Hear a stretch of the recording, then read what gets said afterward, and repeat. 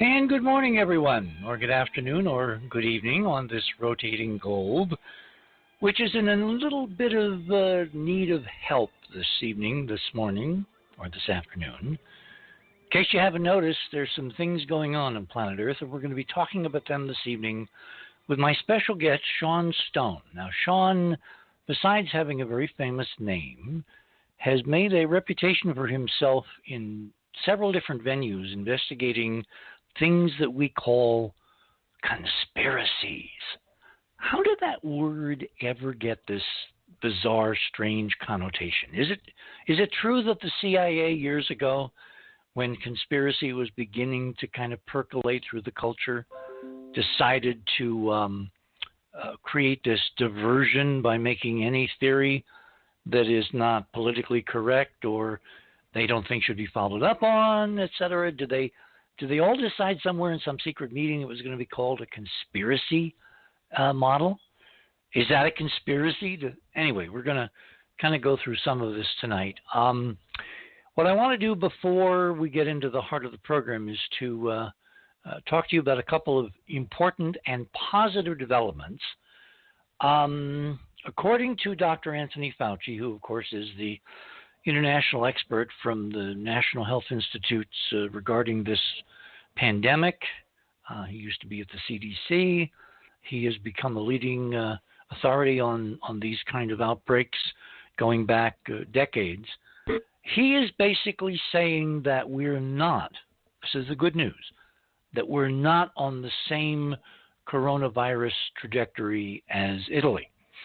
And it will be important and very interesting, of course, to see if his prediction is grounded in fact, because if you look at the curves, they look awfully similar so far. In another bit of good news, item number 2, and if you want to see where these stories are, let me tell you again how to get there. You go to our URL, theothersideofmidnight.com. That's where you can find us on the internet worldwide. I think we're in 190-some countries. If you look at our little spinning globe tonight, you'll see little blinking dots of light, listeners in cities all over the world, which is good because we need to get the word out on a whole bunch of stuff. And the fact that our program is, shall we say, increasing in listener capacity is a very interesting development. In fact, last night we had such an assault of listeners that at some times Robert thought that maybe we were under attack, because we've been under consistent attack, but there are ways algorithmically to tell the difference, they tell me. So last night we had a major spike in new audience members. So now what you guys need to do, if you're listening, is join Club 19.5. The only way this show is supported is through that incredibly modest subscription price in Club 19.5. So if you want to keep this information on the air, if you want to keep this coming into your self-isolation or quarantine locations, gosh, all the new language we have to learn, then I would strongly advise a membership in Club 19.5.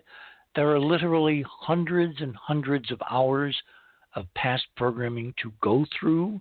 You will not run out, and it's all kinds of interesting shall we say, developments over the last several years that you're going to want to track. So by all means, you definitely want to do that. Okay.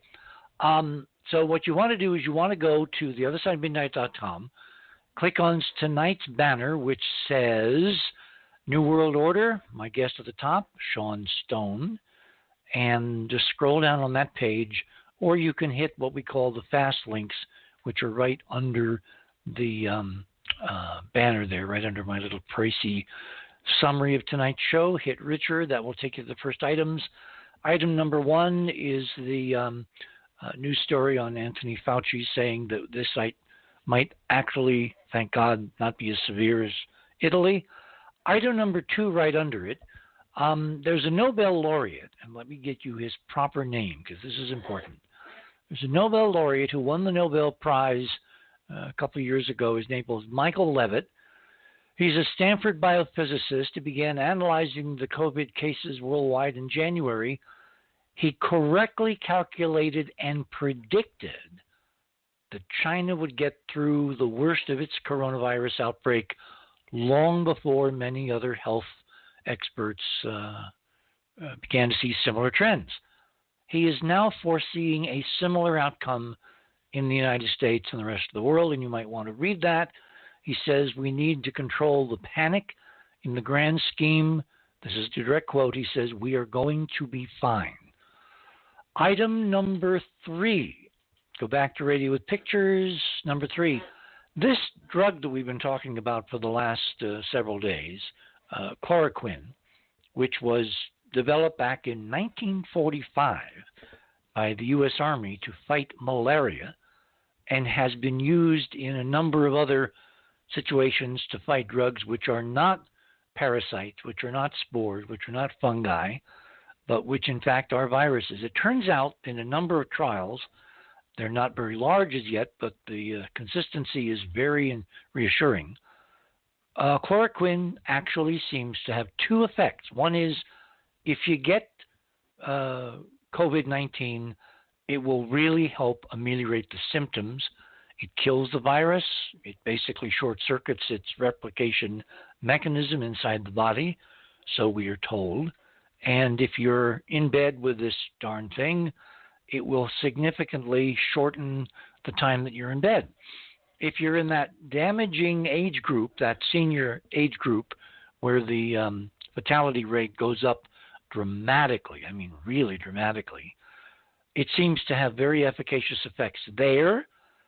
But even more interesting, at least for me, because of the panic that's circulating well beyond the scope of this disease, it seems to have a prophylactic effect, which means if you take, a few milligrams, and the dosage is going to be part of the prescription you get from your doctor, you only have to take it a couple times a week, and then you wait.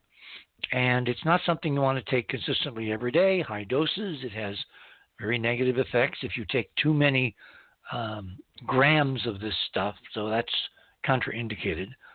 But in moderate amounts, in the appropriate dosages, it appears to really have a positive impact. And I want to say that up front because people are really needing hope in this rather desperate time, and this is something which gives us real solid hope. I'm looking down, and I think Kintia has posted something else in my item, so I'm going to save item number 4 for later in the program when Georgia joins us. But item number 5, we love rescue stories, and the question is why? Well, what I have in number 5 is an incredible rescue story, which I think is emblematic of what's going on all around the country during this potential crisis. For those of you who were not alive during the flight of Apollo 13, who weren't even born during the time of Apollo was the national program to take men and women to the moon, actually just men, and bring them home again before the Russians, before the Soviets. We had all kinds of very successful missions, and one that really stood out as a bizarre mission where, unless everything had gone correctly, it could have ended in horrible tragedy. And what I want you to do is I want you to go to the link, and I want you to do some Googling on Apollo 13, which will tell you the entire story. We don't have time tonight. But the emblematic part of the Apollo 13 mission was, even though NASA does innumerable simulations and tests, they had never simulated key aspects of the Apollo 13 mission, which, if they had not been solved, these problems would have killed the crew. They would have died of carbon dioxide poisoning. They would have literally gone to sleep in a cabin increasingly filled with CO2, and they would have never woken up. To counteract that, they needed to make modifications to the onboard carbon dioxide mechanisms, which basically encapsulated it and kept it away from the rest of the atmosphere. And to do that, they had to do mechanical things. They had to make systems between the lunar module and the Apollo command module compatible. And they wound up using things like scissors, mission mission briefing documents, flight plans, the kind of stiff exterior cardboard that these came mounted in, duct tape, and plastic hose from some of their spare supplies on board. And they created a do-it-yourself. Oh, yes, also there was a sock involved. Forgot about that. Thank you. They created a do-it-yourself system to keep themselves alive. What's the analogy? What's going on all over the country right now, because it turns out that our incredibly sophisticated technological manufacturing infrastructure is not up to producing simple masks and gowns and face shields to protect hospital workers from being exposed to the virus. I mean, that sounds incredible. If you wrote that in a script, no Hollywood, film company would accept it, because that's absurd. This is the United States. It turns out we have farmed out all of this manufacturing of basic, crucial stuff to the rest of the world. Among other places, ironically, to China.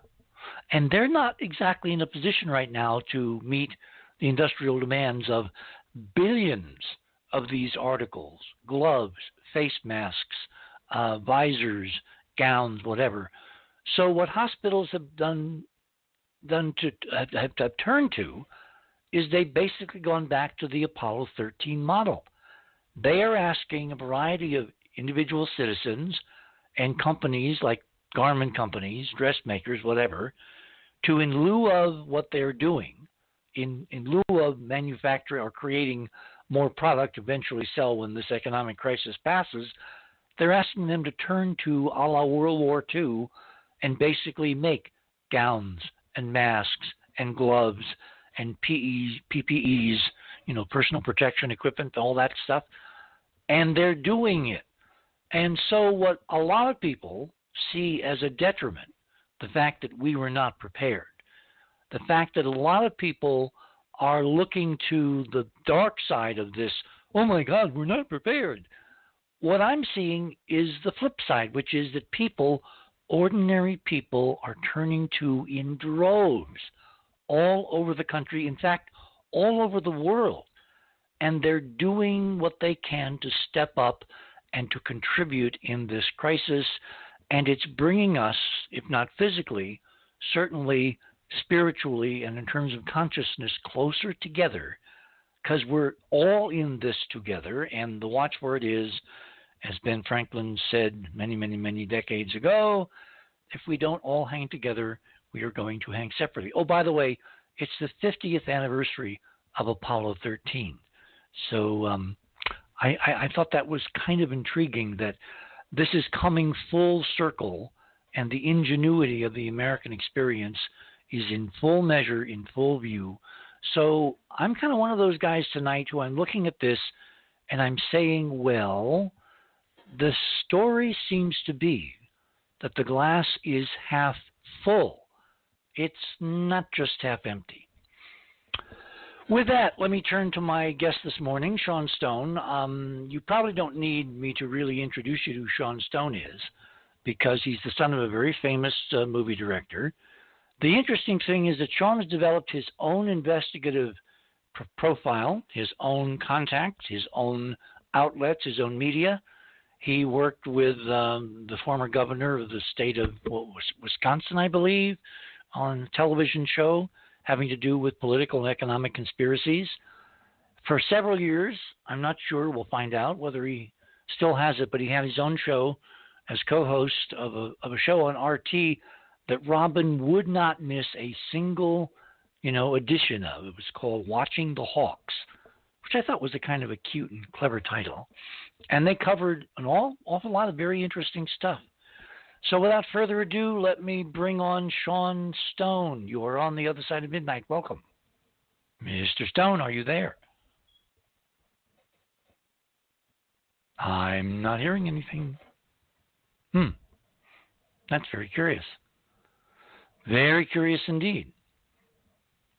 Okay. Keith, of course, as you know, is our IT expert. Can we find out why we're not hearing Stone? And he was here a moment ago. Okay, maybe he's not connected. Let me go back and see. Oh, he dropped. Isn't that interesting? Okay, thank you. This is live radio, folks. I suspected something like this might happen tonight. Okay. One ringy dingy. Remember, what was Lily Tomlin? That was her name. She had this incredible stand-up routine in Las Vegas, and she played a telephone operator. Okay, we're calling Sean. All right, we're gonna try a backup here, because obviously it's not working on Skype. So let me try one more time. And okay. There he is. Mr. Stone. Hello. Hello. Are you on Skype or on the phone? On the phone, on Skype. Oh, okay. Because I guess for some reason it dropped. I gave you a totally inadequate introduction because, frankly, I know almost nothing about your extraordinary life. So let's start at the beginning. You're the kid of a very famous guy. How did that affect you growing up? Did that really impact your idea that the world is not as simple as most of us think? That's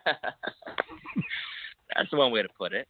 Well, I mean, I can't speak for anyone else's reality, but I can speak to the idea that, yes, I mean, I grew up with a lot of, let's say, the privilege of education and alternative education at the same time. So at one level, I was able to be exposed to projects like JFK, right, at 7 years old, and the untold history of the United States, given books by William Blum about the CIA's black operations as a kid, understanding in high school already that there was a deep state, essentially, alternative to what people believe when they watch the news and they think the president makes every decision and Congress, the congressional bills are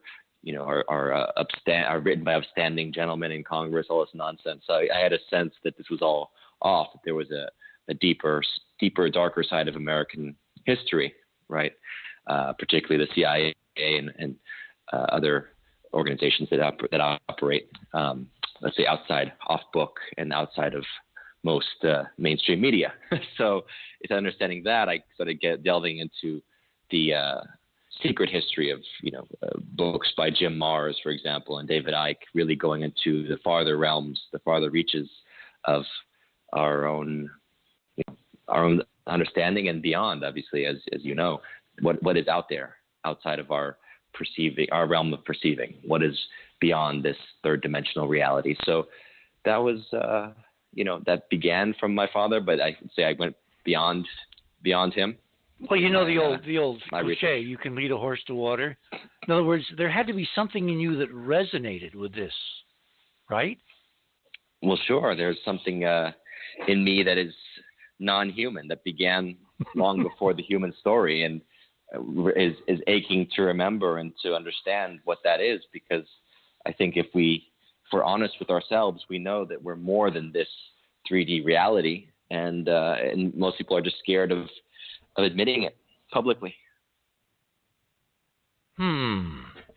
So how did this, being exposed to the film JFK at 7 must have had a seminal effect on you. I mean, it had a seminal effect on the rest of the planet, so it certainly you couldn't have missed. How did it shape your education, the things you wanted to look into, the doors you wanted to crack open, the kind of, in other words, how did it shape your life? Totally transformed my life.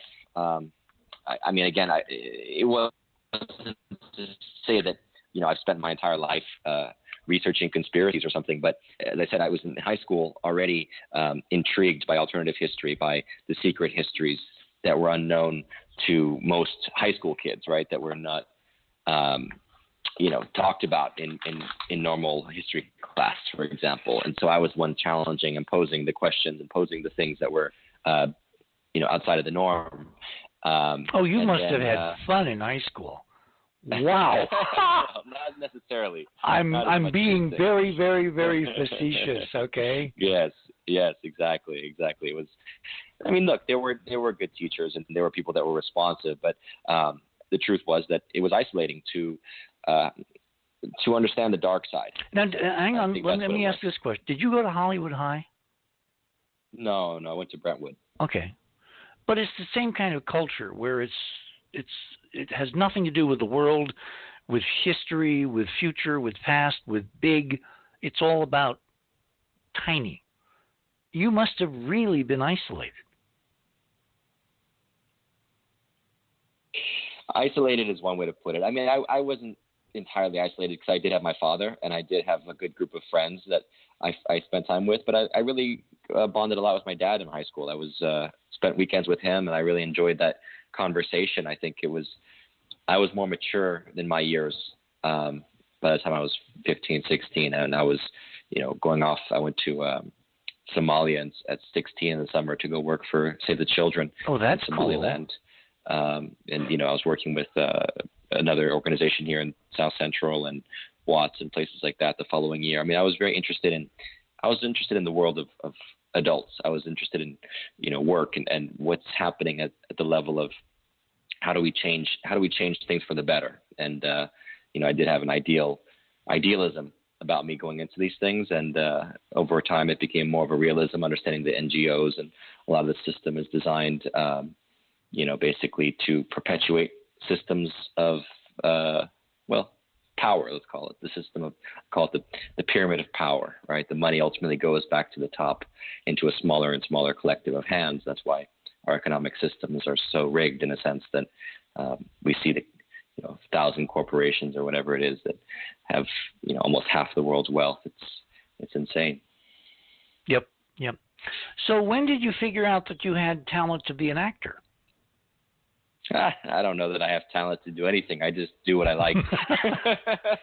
You don't wait. You don't wait for people to tell you what you can do in life. You just do what you want to do. Right. And if you're lousy, it's quickly going to come to you can, right? Yeah, but if you're lousy, it quickly comes to a bad end. So obviously you were not lousy. So when what was your first acting job? I mean, to be honest, it was Salvador probably. I mean, the Wall Street. I had my first lines in Wall Street, and Gordon Gekko's son, Michael Douglas's son in that film, and I was 2 years old, and I was in JFK as Costner's kid, and then I didn't really like acting as a kid. I was more interested in writing and storytelling as more on the creative side of the writing side. But in my 20s, I did some acting. I mean, I wouldn't say I'm an actor. I would say I act when I felt it was the right moment, kind of like Orson Welles or Shakespeare or something. It's like you act in here and there, but I don't consider myself a full-time actor. Okay. So would it be accurate to describe you as an investigative journalist? Not at all. That's the last thing I am. Okay. I've never been a journalist. I've interviewed a lot of people over the years, but I interviewed them as a host and sort of interested in different stories, and including your story. You're someone that I would have interviewed if I still had my Buzzsaw show going. But no, I'm not a journalist. I'm not an actor. I'm more of a, how would you say? That's what I'm asking. A Renaissance man. I mean, no. So you're a generalist.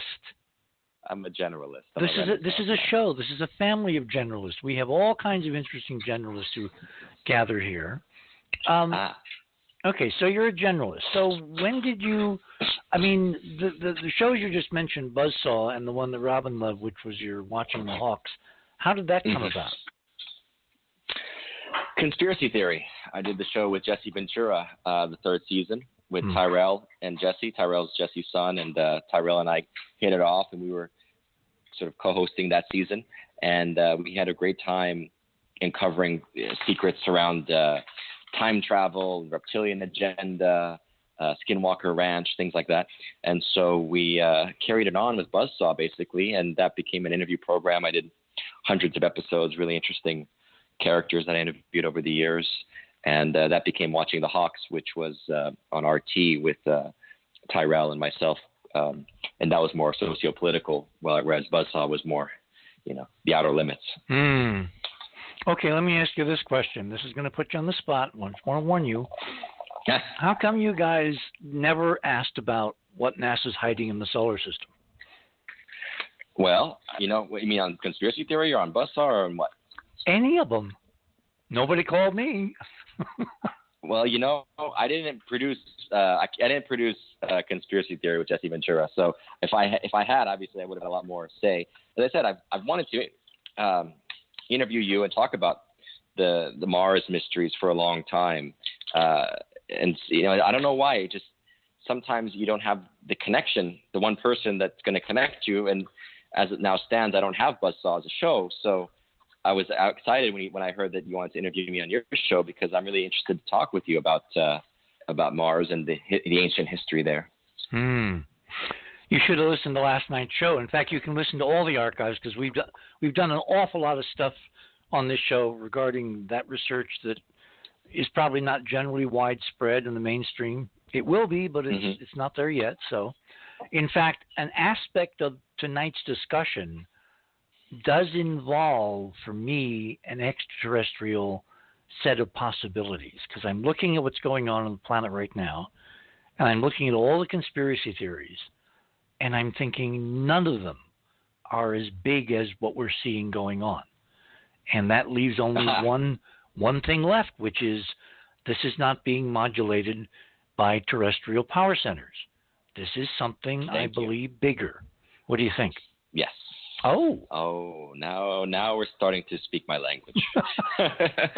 I only look at things from, again, non-3D perspectives. When I look at events, when I look at major demarcations, you start to see the synchronicities appearing. You start to see the prophecies coming into fulfillment. You have to recognize an agenda, not just an agenda, a script that's been written in the consciousness of existence long before we incarnated into this human form. And so it's not necessarily, when you talk about alien and not alien, it's like, I am alien. I know my soul is not from here. I don't know maybe there are some humans that are purely earthborn or that don't have souls that go back to the stars, but I think a lot of us do. So a lot of us understand the alien thing, and it's not as weird as people Is want it the alien thing, or is it the ET thing? Because for me, there's a major difference. Of course. I mean, multidimensional is the way to look at a lot of these beings. Multidimensional, not necessarily. Well, yes, extraterrestrial. But again, I think that we began in the stars. I don't think that we're earthborn, as they say. We're not entirely earthborn. Okay, I think I could kind of get behind that. We are actually coming up to a break here, so why don't we take a pause? My guest this morning is Sean Stone. We're talking about how do you look at the world. Sean, with an incredible opportunity, had a front row seat for, shall we say, developments that are not exactly linear. They're not exactly the way you would think of them. You're on the other side of midnight. When we come back, we're going to talk specifics, including, is this whole coronavirus thing not really from here at all? My name is Richard C. Hoagland. We shall return.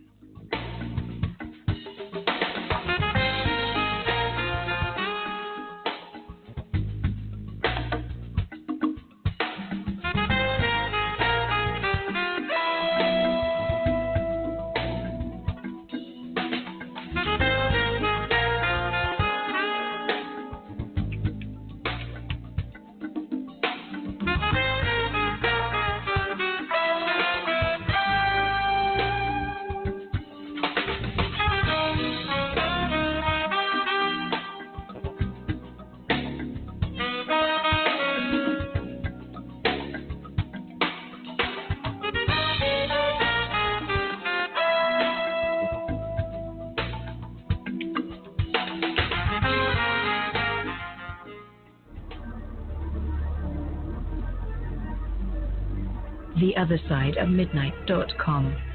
Talk radio with pictures on demand. Liberate your hyperdimensional time scale and non-linearly access over 400 hours of conversation at the cutting edge of science and thought. Join Club 19.5 to get access to exclusive content that fits your interests and time schedule. Filter episodes by guest or subject. Membership costs $9.95 a month, 33 cents a day.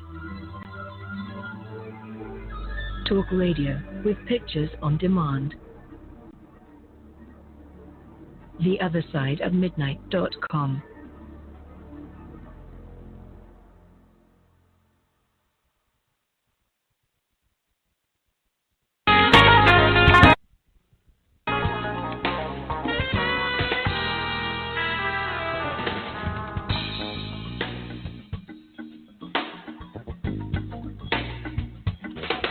And welcome back, everyone. Sorry about the little hiccup.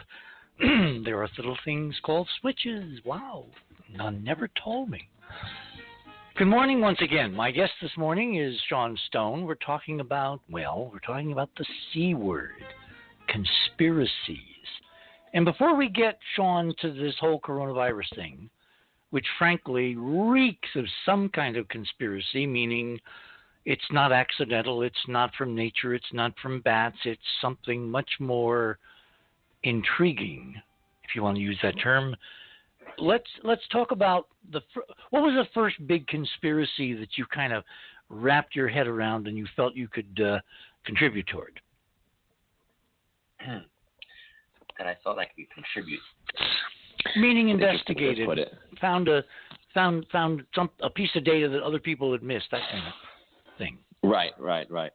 Well, again, I mean, I never considered myself an investigative journalist, so it wasn't so much as what I contributed as much as actually, no, that's not necessarily true. There was something I didn't even think about.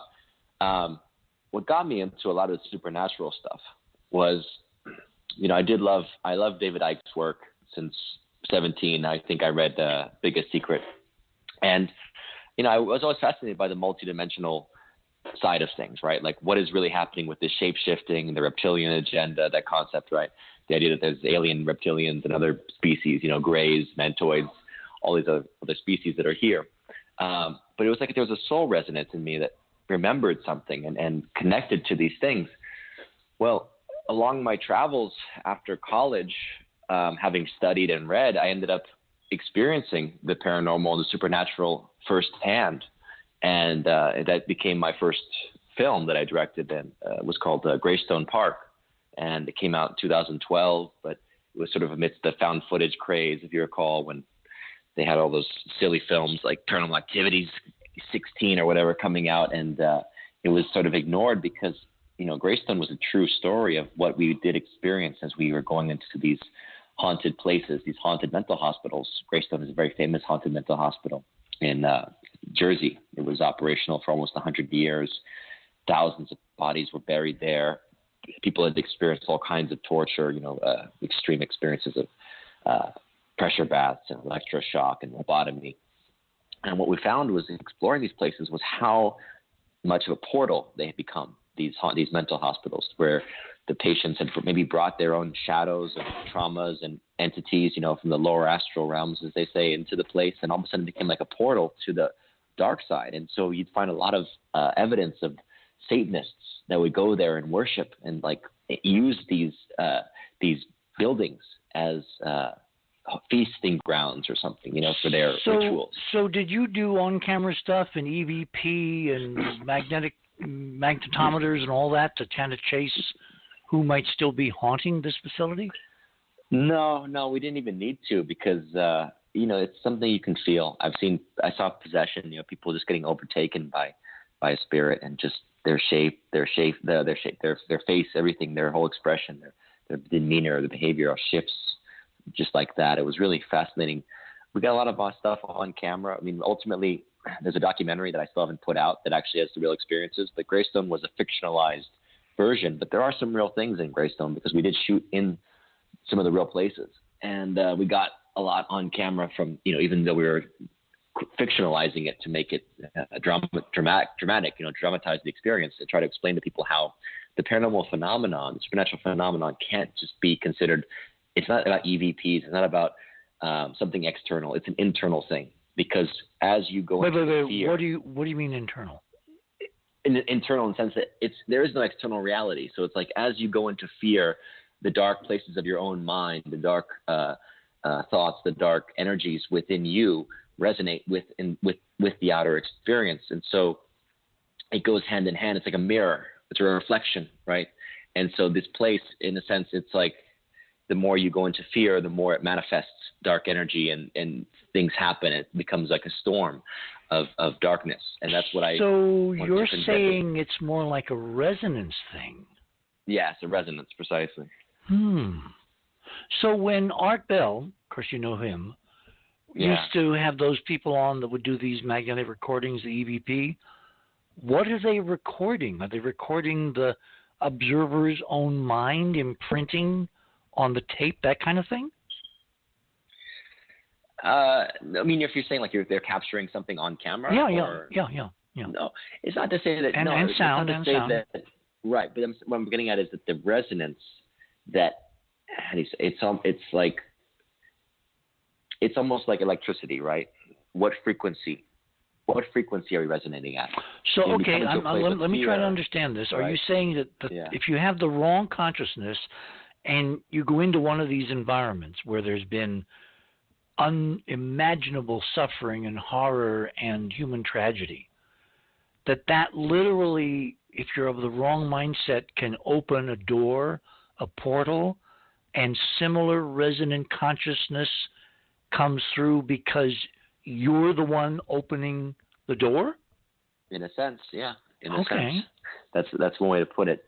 Yeah, and that's why it's so important to go in these places with, I found, with faith. I really found the purity of faith and intention by being challenged by the darkness of it, by the fear engendered by these places, by, as you say, the suffering. Suffering and sorrow creates a lot of low feeling, right? Low feeling of depression, of anxiety, of aggression, anger, hatred. So the idea is to raise your frequency and come with love and blessing, and all of a sudden it does. I find change. You can change. You can bless a place. You can change the resonance of a place that's been contaminated. See, this is really intriguing, and I'll get to why I think it's intriguing in a moment. But let me just kind of continue trying to understand this. You're not saying that real dark entities, consciousness does not exist. You're saying that they can't get in unless we're predisposed to allow them to resonate with those dark energies. Am I right? Sure.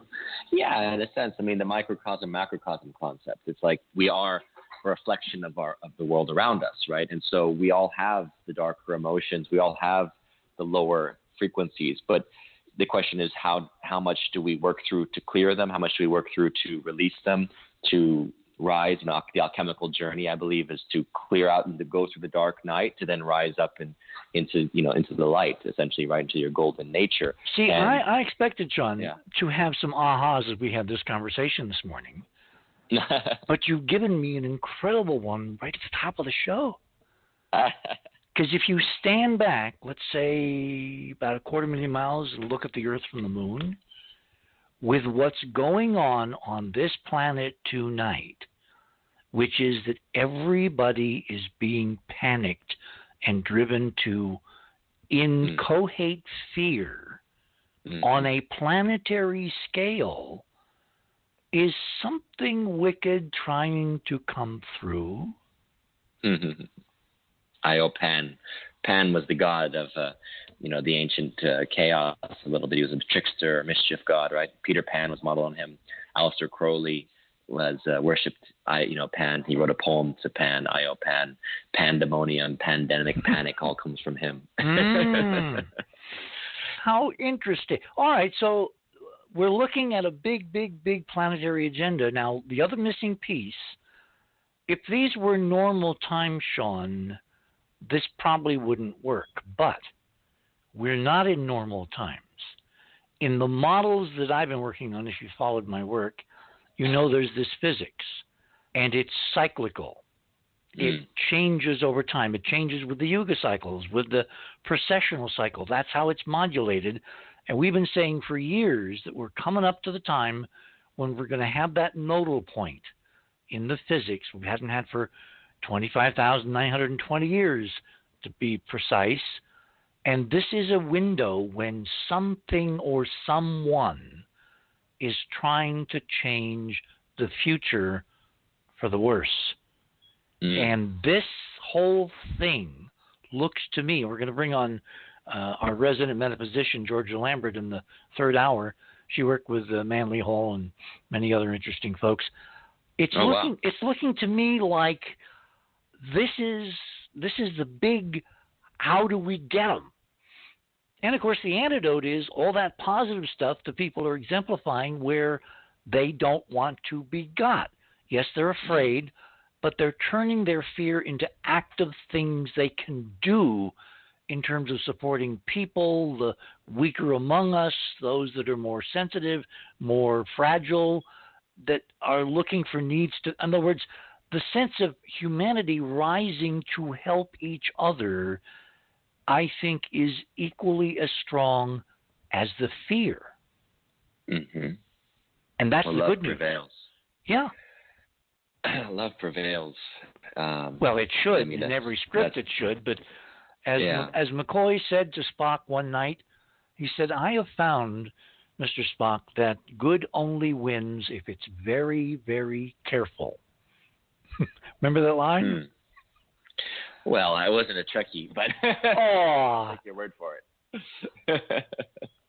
No, but love prevails. I mean, it's the theme of the book I just put out, an Audible book called Desiderata, and it's about that exact journey of separation, the fear, the loneliness, the anger, all the different emotions that we go through in our search for love, and ultimately, we are here on the journey where we've forgotten our true selves, our true souls, but I don't take these shadows to heart. I don't take the darkness to heart. That's the thing. You can't, the shadows, I believe the dark is always there to help us, to challenge us, to rise, to become the light. You see, that's what the darkness is here for. It's necessary as part of this earthbound journey that we've chosen to experience. We're here to be challenged. We're here to, yes, face our fears and recognize ultimately that they are our own shadows. So are those things out there? They're out there, but ultimately they're only really reflections of us, that which is within us. And when we're ready to really face ourselves and to embrace that which we maybe thought was separate from ourselves, we'll realize that there's only oneness. So you use this facility. What was the name of it again? Which one? Greystone? Greystone. I should remember Greystone. It's a very famous fictional. I think it was the mansion of Bruce Wayne. I think. No. It was, you're thinking of Grey Skull, maybe. No. Grey Skull was in He-Man, but Greystone, there was a manor. Wasn't it Greystone Manor or something? Yeah, but it wasn't. You're talking about Grayson, Dick Grayson. Well, listen, Greystone is a fascinating concept. It was in the Necronomicon as the location that the mad Arab stumbles upon. Oh, Lovecraft. The Greystone in Lovecraft, and he finds the Greystone, and the black magicians are doing magic, and they're conjuring a snake demon from the Greystone, and that's where he has his initiation into what is real in this world, which is magic and black magic, ancient gods, and things that we thought were, that we put that aside when we evolved our new form of science. But actually, science may have replaced religion, but it's equally as dangerous because if any all these forms, religion or science, takes away that which is life is magical. Life is the miracle. Life is the thing that's in the moment that you can't turn into a prescription or a free pass or say we have the answers and we can control it. No, life is more spontaneous. It's like fire. You can't. You can have a certain understanding of it, but it always is going to surprise you. And I think that's where we're moving now in this new generation. I'm talking about like the the corona and stuff. I'm just worried about people believing science so readily because it's like the new priesthood. Oh, we don't know what the heck you're talking about. We don't know how to understand what a virus is. We don't understand the body at all. So let's just trust the scientist because he's obviously gone to school. The doctor's gone to school longer than I have, so he must know. And meanwhile, it's like this whole illusion. Well, the question isn't just like the priesthood. It isn't what he knows; it's what he or she can tell us, because academia is full of do's and don'ts, and there's a lot of brave people that would like to write about the truth, and they look at their bank balance and they look at their tenure and they decide not to. I mean, to me, the scientific method is crucial, but you got to follow it, and following means you publish what you find. You don't decide, oh, that's not going to be good for my career.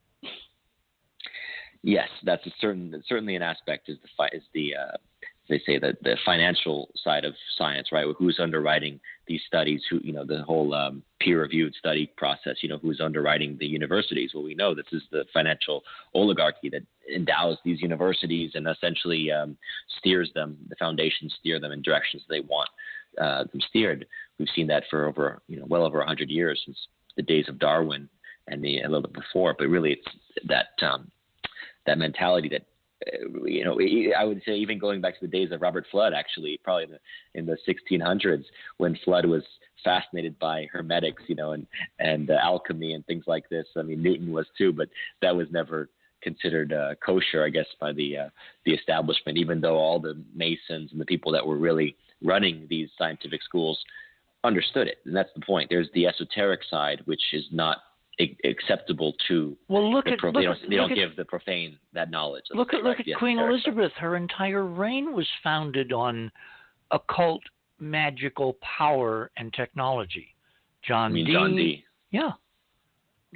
And the New Atlantis, and for Francis Drake, and I mean that was where this extraordinary experiment, the United States came from. Mm-hmm.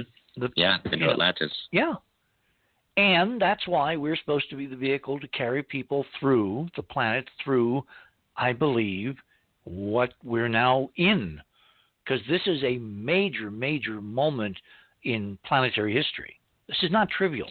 And I'm so tired of certain people, won't mention any names, your friends out there, but I'm so tired of them trivializing this because they're missing the awesome thing that's going on and how we, meaning people, have to take control of it and use it as an opportunity. Well, what happened? I want to ask you the question a little bit. What happened on Mars, do you think? Because this is a similar moment. I mean, I've always seen America at the moment like Atlantis and like Mars, where we can implode, we can destroy ourselves, our ambitions can ultimately be hubris can be our undoing, right? Yep. Well, the brief model is that many, many billions of years ago, someone came here and decided here'd be a great place to create a kind of a garden. And so they rearranged the planets of the solar system. Have you noticed, if you read any of the astronomical literature, that finally, after all these years of Copernicus and Galileo and everybody saying, oh, the Copernican principle, we're just average. No, the solar system, at least in this galaxy, is unique. We found nothing like it. And this is so affirming to my model, which says someone came here, they redesigned it so it would support life, our form of life, and then set the experiment loose, and all hell broke loose. And we're living now in the shadow of epical events 65, 66 million years ago, which changed the destiny of the entire solar system and intelligent consciousness within what used to be the garden. And in 65 million years, Sean, in my analysis, for some reason, it has not been fixed, meaning someone likes it the way it is, and they either are prohibiting it being fixed, or its involvement is part of the process of the academy, the school, the experiment, whatever, to find out what happens when consciousness goes really, really wrong in 3D. Pretty bleak.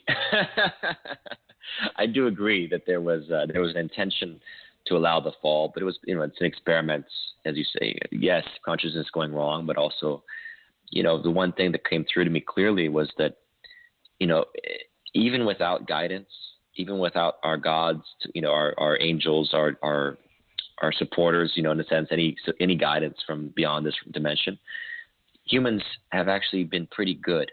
If you look at their heart and you look at how even when people do bad, they still justify it. All right. They still have to give a rational reason for why they do bad. It's rare to get the sociopath who just doesn't care. Right. I mean, that's the fantasy, the serial killer who just has no reason. They're just crazy. Most people, when they do something, they have to justify it, which means there is a consciousness. Well, I used to say that even Hitler, looking in the mirror in the morning, felt what he was doing was the right thing. Right. That's right. the There's problem. Some conscience. Yeah, there's some heart. But there is something interesting, I think, in the experiment that's been run, is that they've been looking and they're going, well, even when we cut you guys off from any kind of guidance, you still have some level of conscience. You still have some heart. There's something, there is some sense of love in the human being that, the majority, at least, I don't know. I can't speak for everybody, but it seems to me that most people have love in them, and it's just been walled off by traumas after traumas, and who knows, nuclear wars on Mars. I mean, getting destroyed by star systems getting evaporated, people being dispersed from planets.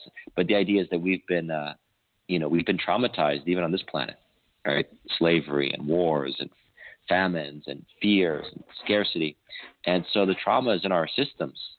The issue now is working that out into a place of letting go of the trauma, coming into a new modality, a new realization that, wait a minute, the universe is infinite, which is we are allowed to have the abundance. We are allowed to be okay. We don't have to be in this system of slavery anymore, the system of scarcity and fear of resources, and that survival pattern of the animal is not ours anymore. We can step into the new human now. If we accept it, it's there. I believe we are at the old system is dying. There's a pause. This is a very necessary moment. A pause. See, that's why can we step into it? This whole experience is so interesting, Sean, because it's almost, and we're going to talk a lot more about this in the third hour with Georgia, but it's almost like metaphysically we have been given an extraordinary opportunity to decide which road we want to continue going down. Mm. And there's all kinds of tools, provided you can lift the suppression of the technology, the real science, the real history, who we really are, the fact that you can create technologies that would make Arthur Clarke's, remember his whole line, any sufficiently advanced technologies indistinguishable from magic. Yes. We're dealing with magical technologies which can literally create matter and energy out of, well, it looks like in 3D out of nothing. It's not. It's really higher dimensional realities. But the point is, none of this is allowed to be used, and the planet is dying for a variety of reasons. And this may be the break point where these alternatives, including how we define a basic human life, is up for grabs. All new things can be moved into this because people are so desperate, they'll open their eyes and ears to anything that will give them realistic hope.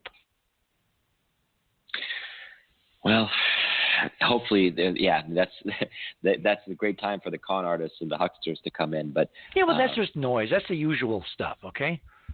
The real stuff will take precedence. For instance, we've been looking at resonance therapies, which literally can solve this virus problem just like that. Because there's a track record.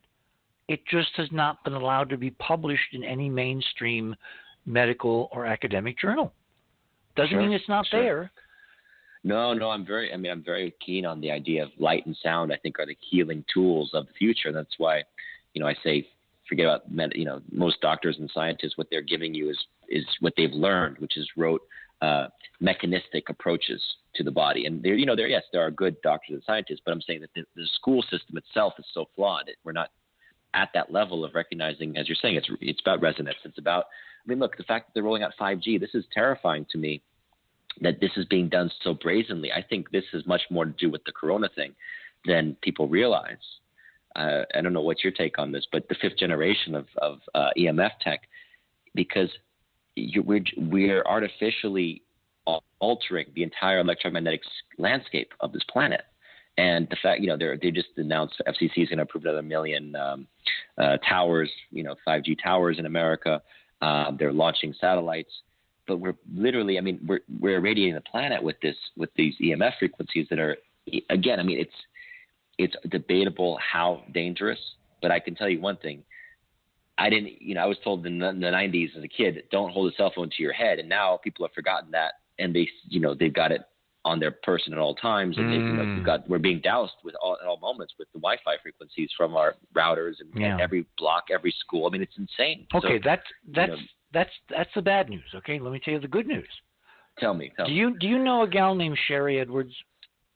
I don't think so. Okay, she's the pioneer in this whole resonance frequency, bioacoustic sound therapy modality, and has astonishing positive developments going back decades.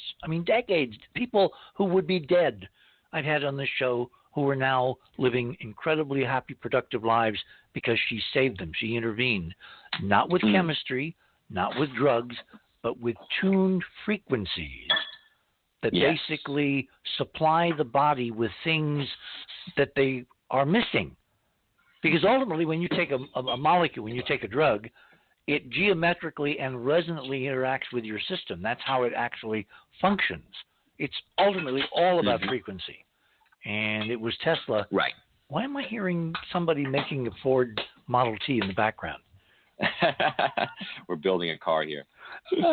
Anyway, so that frequency idea is really a silver bullet because it's based on the model of how humans and life and organisms really interact with all kinds of other environmental factors in 3D. It's through this resonant dissonant. Well, I want to try it. Yeah, well, I will. Where can we try it? I will put you in touch with Sherry after the show. We'll exchange websites and contacts and all that. And we're working with a team of people who are using these modalities with patients in the field who, of course, are terrified. And they're having very positive results. I don't want to get ahead of the story, but they're having very positive results. You know what? We're at the top of the hour. God, this is going too quickly. Sean, hang right there, okay? You got it. Okay. My guest this morning is Sean Stone. If that name sounds a bit familiar, it's because Sean Stone is the son of the famous director Oliver Stone. But I've never heard Oliver Stone talk about reality like this: hyperdimensional, multidimensional, extraterrestrial. We're kind of visitors here because we're on a journey of much broader and more intriguing dimensions. We will continue. You're on the other side of midnight. My name is Richard C. Hoagland, and we shall return.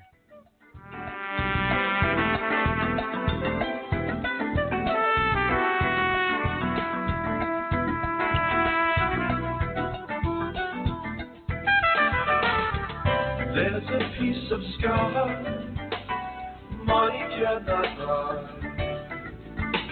a different shade of blue.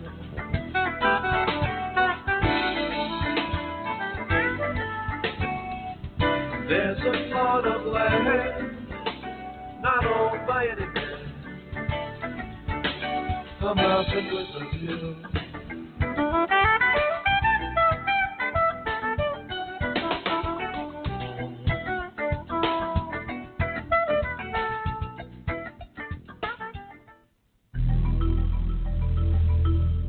TheOtherSideOfMidnight.com.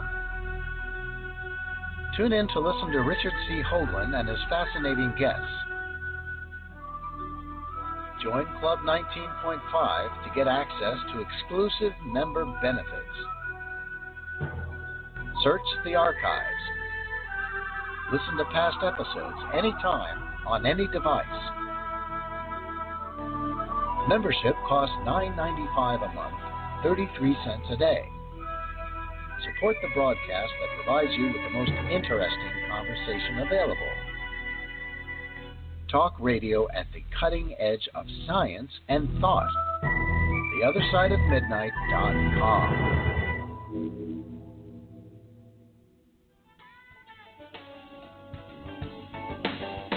A different shade of blue.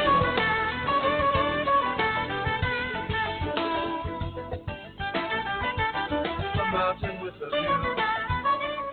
And welcome back, everyone, on this Sunday night, March 22nd. It is the equinox, the equinox weekend. I think the equinox technically was yesterday sometime, which means this is spring, equal night, equinox. Anyway, Sean, welcome back, and I'm really intrigued that you, at a very early age, apparently figured out that there's so much of a bigger reality in which we're immersed. And if you're putting soda in that drink, I would mute first. Sorry. Anyway, where do we want to go from here? I want to get into this book because, you know, the New World Order is a term that came to us from, I guess, the Bush years. But people don't seem to understand that it existed long before, you know, Bush kind of gave it words. Prominence. Yeah. Yeah. So how did you get into that? Because your discovery of this guy, William Yandell Elliot, I find really intriguing. Well, I can't take credit for discovering him. It was actually through the Executive Intelligence Review. I'm sure you know some of their writing. Mm-hmm. They've had some great journals over the years, and I read about Elliot through those channels. And I was just curious to know, who is this professor at Harvard who mentored Kissinger and Brzezinski and Sam Huntington, so many people that came through Harvard all through the from the 40s, 50s, 60s, 70s. And Elliot was just sort of this staple at Harvard in the political department. But beyond that, he was CIA, had an office of the CIA at the same time that he's teaching kids at Harvard, and he's connected to the Rockefeller Foundation and all that. He was probably the person that introduced Kissinger to the Rockefellers, to become an advisor there. And, I found him interesting because he was a disciple, really, of the Round Table schools, which were the British imperialist circles of the late 19th century. Yeah, I'll tell you what. Well, let's start there. Let's start there, because most people are not familiar with the Round Table. Most people, if you're millennials, there's a weird noise going on in the background. We can't have that. That's bad. Thank you. Most people are not familiar with the Brain Trust, the Brzezinskis and the Kissingers and all that. So start with the Round Table. What was the Round Table, and what are they up to now? Well, I don't know what they're up to now. It's basically, you have to go back over 100 years. You have to go back to the late 19th century.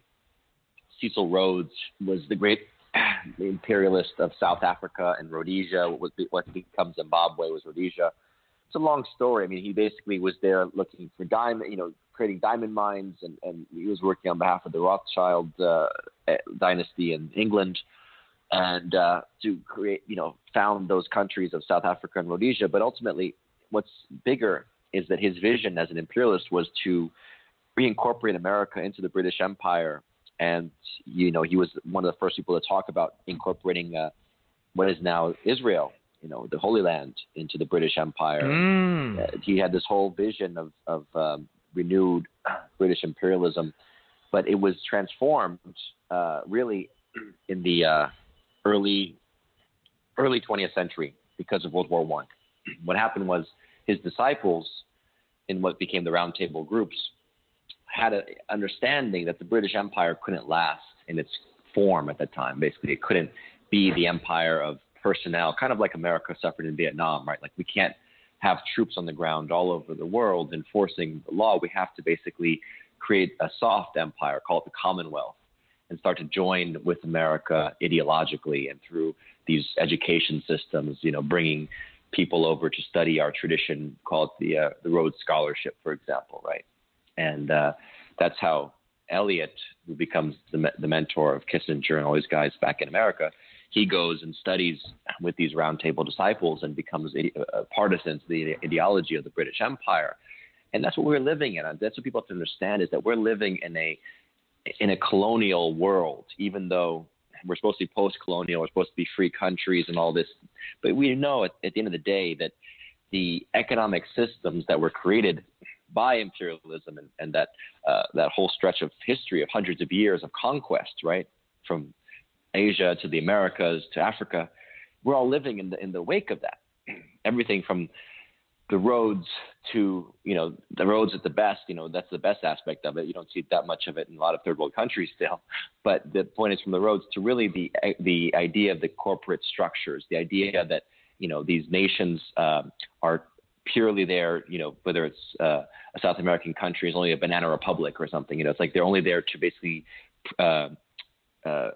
produce a resource to ship off to be refined in the first world, right? Mm-hmm. Whether it's African diamonds, for example, being refined in Belgium, or all these are economic models of imperialism, because the imperialism of the British Empire was designed to extract the resource, right? To have an elite class of oligarchs in each country to rule, right? To extract as much as you can, and to then refine it and to make your profits as cheap as possible, but really to keep the power and the technology out of the hands of the producing countries, out of the hands of the third world countries, out of the hands. It's like the slavery of the South, right? It's like you basically you want people to be enslaved essentially to produce an unrefined material like cotton. It gets shipped to England. They refine it there in the factories. Mm-hmm. For the poor British workers at the time, they refine it. Then they ship it off to India for the clothing to India.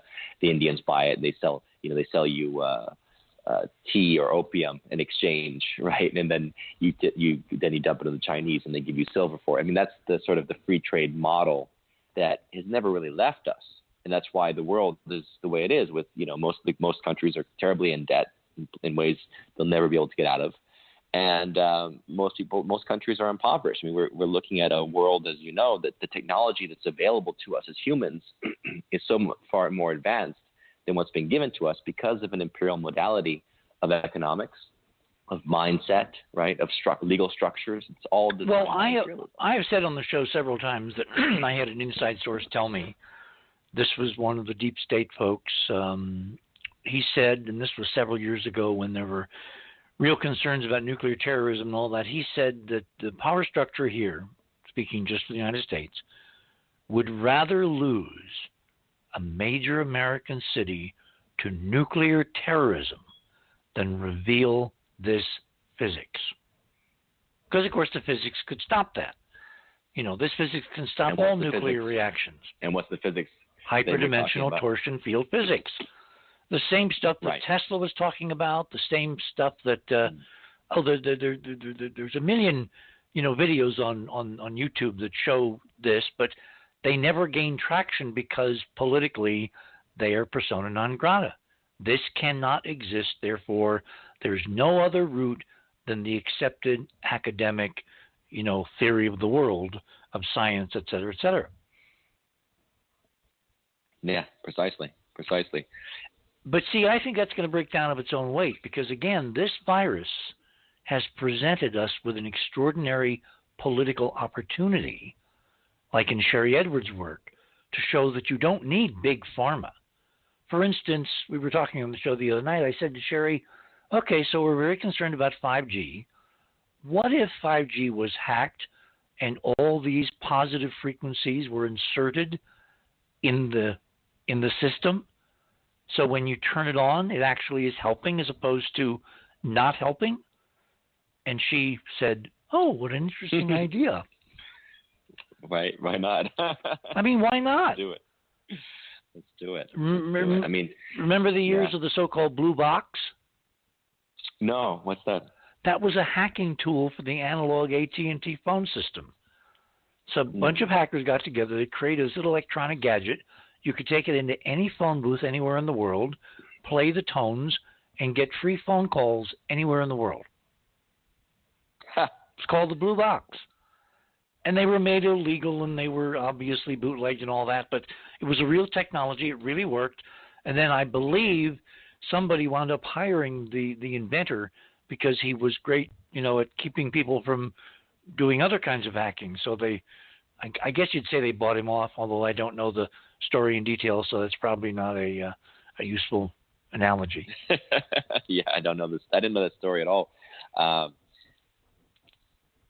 So if we have to have 5G because of the bandwidth, I mean, there's a very interesting story going on around that I have not had time to check out, but it turns out that Wuhan was the place where 5G in China was first turned on, and Yes. the timing of it being turned on and the appearance there of this virus to be a little too coincidental. But again, how do you track the reality of these internet rumors? Well, it's not the rumor. That's not a rumor. That's clear that there was Wuhan was the epicenter in China of 5G, and that was known. You really look at it. I mean, you think about the virus. Just think about it. Why a virus that's supposed to be this much based on person-to-person contact? Mm-hmm. Why hasn't it spread all over India or Africa? I mean, that would be a place. India, you think, would be a major hub. One would think. This was spreading. But guess what? They don't have 5G in India. So it makes you wonder that there's a way. I mean, I don't understand exactly how this works. There's a great book called The Invisible Rainbow that people can read, and gets into the history of the relationship of how, when we've affected the electromagnetic fields of the planet, beginning with the creation of the light bulb and the actual electrification of Edison's electrification program. From that point forward, the flu pandemic began right after that. Then you look at the 1918 outbreak was right after the radio frequencies were created, so the wireless frequencies. So there's a whole history of pandemics. Well, now wait. Let's not confuse correlation for causality. That's a major conspiracy theory fallacy, because you need real data. You don't just need things popping up. You can have some possible other explanations, but if you find a direct connect, for instance, when this idea is proposed, since we now know, based on reputable research, several parts of the world, that this virus was manufactured. It did not come out of bats in the middle of nowhere through a wet market in Wuhan. This was manufactured. The only question is, who manufactured it? And there are folks that say the Chinese did. It got out of their level 4 lab, which just coincidentally is only 20 miles from downtown Wuhan. I find that intriguing. The other thing is the foreign secretary's spokesperson for China the other day, I forget his name, he said that we did it, that the U.S. Army did it, and basically, China, which of course is, war fighting words in any other time. There's another perspective, and that is, if this was seeded from upstairs by somebody, or even if it's a natural event, and I'll explain what I mean by that in a minute. Does the name Chandra Wickramasinghe ring a bell with you? No. He's a big ET biology, virology guy in England at the University of Cardiff. He worked with Sir Fred Hoyle. They have actually conducted experiments, balloon experiments, where they're finding that we're being inundated with living organisms, microorganisms from outer space all the time. I forget how many, there's a study out now, how many billion microorganisms fall on every square meter of the planet over the course of a year. Where do they come from? Well, I'm assuming from comets and things like this that are strafing our atmosphere. Yeah, but behind that is, where do they really come from? Are they natural organisms, or are they part of this epic of extraordinarily advanced solar system occupation by our great-great-great-great-grandmothers, and then something awful happened? And are they the result of the awful thing? In other words, are we being, well, this is Wickramasinghe's model, except he thinks it's all natural. He's not, at least I don't think yet until I get to talk to him, because I've only talked to him about this over the last 3 days. He's published 4 papers and I'm trying to get him on the show in the next 3 weeks to talk about his model, because he says on October 11th, there was a tremendous bolide that entered the atmosphere of China from the solar system and exploded, and that the time for materials to get down from the stratosphere to the surface of the planet, given the size particles you get when these things blow up, is about 2 months, which of course is the time frame from when this bolide appeared, not far from Wuhan, to when the first virus appeared was about 2 months, first case. And then we have periodic appearances around the world. He has shown in a map, as one of these papers, that there's a band between 30 and 50 north where this virus appears to be overwhelmingly concentrated. That's like a band where atmospheric circulation would have spread these particles in this model. Now, again, in my version of this was not accidental. This was not just a random act of nature. This was an act of war by somebody upstairs that wants to change the planet fundamentally. You're saying from where did it come, though? You're saying from a different planet. It was sent here. It was sent here, and I think, are you aware of the concept of the so-called breakaway civilizations of Richard Dolan? I just lost you there. The breakaway civilization, yes. Of Richard Dolan. Well, I mean, he amongst others, I've heard of the breakaway civilization. I don't know where they located it. You know, is it in Antarctica? Is it in Antarctica? No. It's off planet. It's not here. You know, it's the old 800-pound gorilla story. Where does the 800-pound gorilla want to sleep? Anywhere it wants to. At the end of the war, according to this model, the Germans took their advanced anti-gravity technology and a whole bunch of other stuff, and they left the planet. They obviously went to the moon. They went to Mars. They have colonies. They've had 70 years now to look back fondly at the Earth, and basically, since they're Nazis, they want to own it. They want to run it. They want it to be theirs. This virus fits that model in who does it attack first? Oh, you're saying China? No, who? Not the country, the who, the people. The so-called useless eaters. The seniors are 1,000 times more likely to die of this thing than younger people.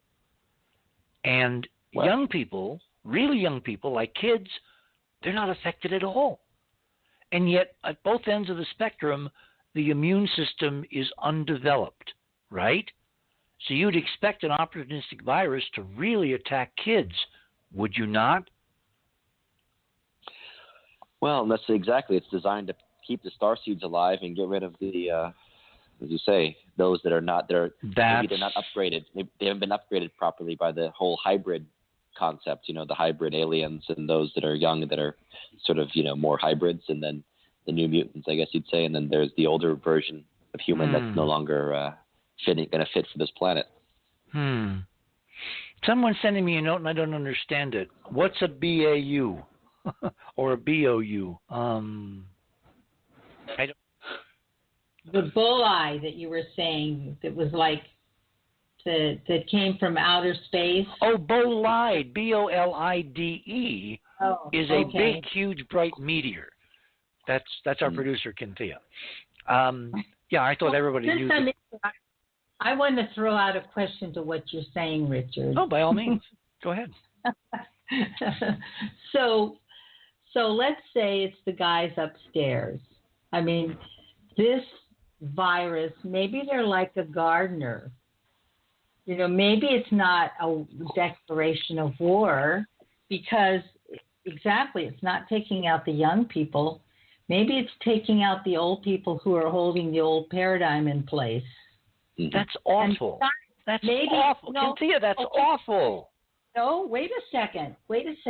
Maybe it's really not that powerful, but only those who are already have their systems so weakened, which are the elderly, because they have all these other illnesses going on. They're the ones that fall to it. Well, just to reinforce her point, I mean, I don't see this thing as particularly dangerous. I think this is where the hysteria comes in. I mean, you look at the actual fatality rate, and I mean, it's probably somewhere in the range of 2 or 3%. I don't see this as being something so devastating if it was engineered to wipe out some, great number of the population. As Gates has talked about, we need to, get rid of a third of the planet or something, 2/3 of the planet for population control. This is not the virus to do it at all.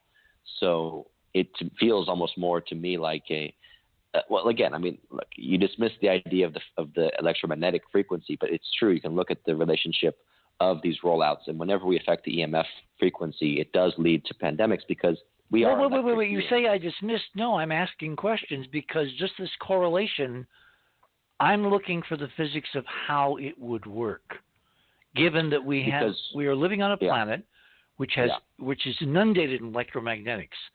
Think of the Schumann resonance. Think of auroras. Precisely. Think of. Go ahead. Precisely. In fact, influenza was originally called the influence. It's called influence from the stars, and it was oftentimes they were studying it because influenza is not transmitted from person to person. In fact, the test that they've done, they did a study in Boston, I think it was years ago, and they gave it to 100 people, and they couldn't find any connection between passing it from person to person. Influenza was always considered more of based on solar activity. Flares and that kind of electromagnetic relationship from the sun and from the stars. So the idea of the electrification of the earth and how when we create artificial EMF fields, we are affecting our bodies. And so whether it leads to depleted immune systems, it affects our nervous system. I mean, there's a lot of things that are happening in conjunction with these EMF changes whenever you're affecting the rollout. You're rolling out satellites, for example, radar systems historically. There's a great book I'm saying to look at. Invisible Rainbow gets into these correlations. And it does make the whole point that there's a fascinating correlation between pandemics and rollouts. And but again, is there laboratory science showing that when you expose biology to these frequencies, viruses and new parasites suddenly spring into being? I don't know about. That's what I'm looking for. I like real science. I love science. Well, but the problem is, what is real science? I can show you a live science article that says this disease absolutely could not have been made by humans, and it was absolutely made by nature, and that's based on scientific studies that have been done. So, who do you believe? Yeah, but I've got other papers showing. Oh, look, they're. That's the point. No. It's not a matter of belief. It's a matter of empiricism. There are doctors in Thailand. They were the first guys to do this. In desperation, looking for treatments for patients, they turned to a series of anti-HIV drugs, and they found they worked. Now, they can't work unless there's an HIV component in the genome of this little virus, right? I've heard that from John Rappaport talked about that. That is empirical data. That's not theory. That's real data. You give this stuff to patients, they get better. You don't give it to patients, they die. So that's science I trust. Empiricism, laboratory, experiment, not theory, experiment. I want to see a series of experiments showing, because I can show you experimental data from the torsion work, the Russians, for instance. It may not be the electromagnetics directly. It may be the fact that along with every electromagnetic emission or absorption, there's an equivalent torsion response. Since life itself is based in the torsion field, not the EM. The EM derives from the field, which is the ether, okay? It may be there's a two-step involved here. I'm not saying it doesn't exist. I'm saying just correlation is not good enough to convince people you got to convince to change a whole lifestyle like this 5G thing. Well, the 5G thing, I mean, I think that there's much more in terms of the evidence showing the dangers of EMF radiation. Well, remember the birds over Astronom that all fell out of the sky when they turned it on? And that's a clue.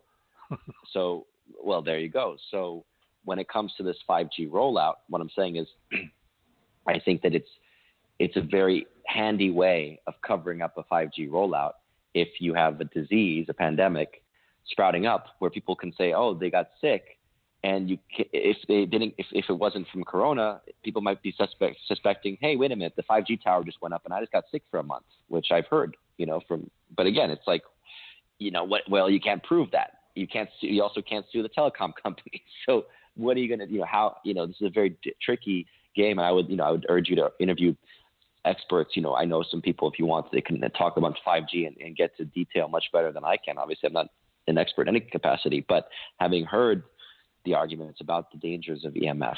Yeah, no, we've done a couple of shows. We're going to do many more. I'm worried, right, that we're being blanketed for no reason. I just understand the reasoning behind what is the necessity of being blanketed by 5G tech, satellites. That's easy. That's really easy. It's simple. It's called bandwidth. If you have more and more customers, 7 billion people, and you're wiring the world, you need the bandwidth. The lower frequencies don't have as much bandwidth for Netflix as higher frequencies. So it's basically the consumer demanding more stuff from the internet and from their phones. I think that's a complete cover story. I mean, right now... It's not a cover story. Why would it be a cover story? Because in America, we have the ability to... We don't need to stream faster. That's such nonsense. I mean, at the end of the day, if you're jeopardizing health by putting cell towers on every block and in schools and in every... You're expanding the amount of basically the actual... cell tower locations to every block, and jeopardize people's health because they need to get a few seconds fast. I don't understand. I mean, we literally have streaming devices across America that are all working just fine on LTE devices, and 4G. So why do we need to go to 5G? Well, this is why I'm going to do more programs on 5G, because to me it's always been simply a matter of economics. They do it because customers want they want incredible fast download speeds because we have no patience anymore. One of the things I disagree. I think, you disagree. Okay, go ahead. No, I think that's exactly, to me, there's an insanity to the idea that we have to basically become blanketed by these cell towers. You understand? Like the idea that we need it faster. I don't think anyone has ever complained about the speed of downloading and watching stuff on Netflix when we had 4G, and we had it until a few months ago, right? It was never that. That was not the issue from customers. I just don't, especially in America. I mean, you're talking about like bringing it to like Bali or India or something like that. I mean, I've been to those places. It was never an issue with 4G. So the idea that it has to be faster, I don't buy that argument. To put out a million new towers, to put out satellites, to turn every cell phone into a satellite phone, to basically put thousands of satellites into the skies to blanket our planet. This is a very dangerous issue, and it's why we have to look at the EMF spectrum and how it affects the human body. You understand? Because I know you're aware of this stuff, but I'm getting at the idea that why are we being blanketed by this electricity that is artificially created? What Tesla was getting at, I believe, was different. What Tesla was getting at was he was trying to harness the power, the energy that exists within the earth, within Schumann resonance, within the sky, within the human body, right? What we're creating is artificial electricity that's going to affect the Schumann resonance. It's going to affect the flight patterns of birds. It's going to affect the human body, and potentially for the worst. I'm very concerned that we're not really analyzing this and studying this in a healthy way, and we're just kind of taking it for granted that, it's okay to just put up thousands of new satellites and a million new cell phone towers and put them in schools. And even though, as I said, when I was a kid, everyone understood a cell phone at your head was like carrying a microwave. Now you're blanketing everything with these microwave radiations that are 60 millihertz and millimeter wavelength. I mean, it's very frightening to me, and it's taken for granted, even though we know that we are electrical beings. That's why we do EKGs and things like this. We are full of electricity. So now we're just going to change the entire electromagnetic frequency of the entire planet and not expect that it's going to damage. Okay, hold it there. We're at the bottom of the hour. Don't want to damage any planets here. My guest this morning is Sean Stone. We're talking about conspiracies, and when we come back, we're going to talk a little bit more about the 5G. And then I want to kind of bring, maybe in another 20 minutes, we'll bring some other folks on who have some very interesting opinions. You're on the other side of midnight. My name is Richard C. Hoagland. We shall return.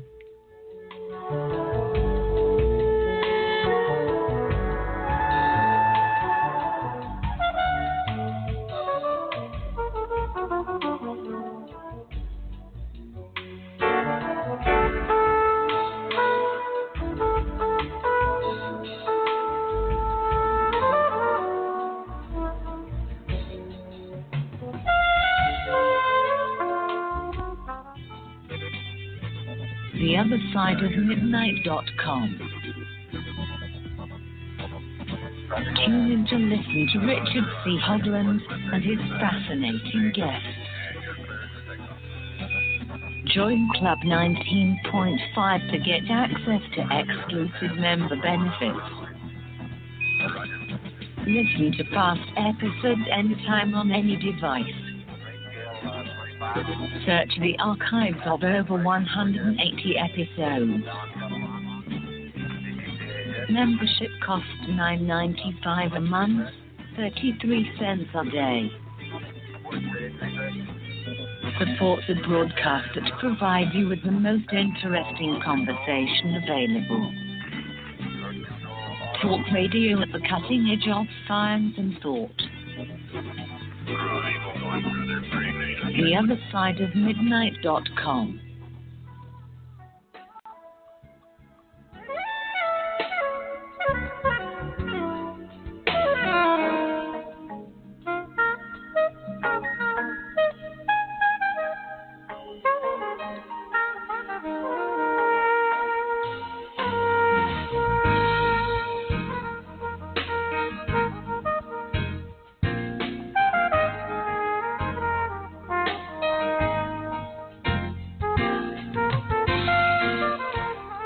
Welcome back, everyone, on this Sunday night, March 22nd, 2020, the spring equinox weekend.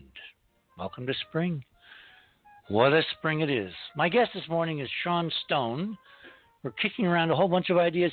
Kintia, why don't you come back on and talk to us for a moment? Because I had someone yesterday after you did the show last night. They sent me this beautiful email, and they said, oh, Kintia has this incredible radio voice. Have her say more. So I'm responding to audience requests. Talk about the 5G in Wuhan. Kintia? Hello? Unmute, Kintia. For how many times we have done this, you know, the whole concept, Sean, of muting and unmuting seems to be the major hang-up in Skype. So, who's Kintia? Kintia is our producer. She's also been a partner with me on the Mars Odyssey for decades. She created the first three-dimensional sculptures of the two images of the face on Mars and proved unequivocally through analog techniques that it was in fact made by somebody. It had all the, you know, appurtenances of a statue. And then later when Mark Carlotto did the first digital three-dimensional transforms from the Viking data, his digital model matched her model beautifully, perfectly. But she was first. Anyway, apparently she's having some kind of a communications issue, so I guess she can't join us. She said to me in the chat. I'm here. Oh, there you are. You didn't hear us talking about you for 5 full minutes? Oh, my God. I'm sorry. Barbara Honegger was calling me to to have me share with you that she had a conversation with Mr. X, and she wants to participate in the conversation briefly later on in the show. Okay, so we'll add her in the third hour. Yeah, I'm sorry. I didn't hear that you had a question for me. Yeah, I'll talk about, well, first of all, did you hear the first part where I said that I got a letter last night after your show saying, oh, you've got to have Kintia come on here much more. She has this gorgeous voice for radio. Right. I'm serious. I'll send you the email. Anyway, so talk about 5G in Wuhan. Oh, me? Yeah. You, yes. Yeah, I was listening to Mads Pausvig, and he was talking about how they got it under control by importing huge doses of vitamin C and turning off the 5G. And the book that Sean is telling you about, The Invisible Rainbow, is the book that Annette and I have been mentioning to you because of all those corollaries. And it is full of data. You'll love it. Data. Yes, I love data. See, again, Sean, these correlations are important, but, you know, all you need to do is to take 5G into a lab, take some viruses, take some sampled mice, whatever, and see what happens. You don't have to live in the never land of the internet, you can find these things out. Well, if you recall that the studies they did on the EMF frequencies with just not even 5G, just lower, just other bandwidths, going back to I can't remember which generation it was, but they did test and they did prove that mice developed tumors. But then, the FCC just wrote that off and said, well, they're mice, they're not humans. Well, no, wait. I know about the Harvard experiment with the tails. Did you ever hear about that one? I'm not sure. They exposed mice at Harvard, the same Skinner folks that were doing a bunch of other stuff, to fluorescent lights 24/7, and their tails dropped off. So that's bizarre. Well, because you have unique frequencies in a fluorescent, good old mercury fluorescent lamp, which are incredibly non-natural. And we're looking at these systems that are non-natural, whereas electromagnetic frequencies are part of the resonant cavity of the Earth.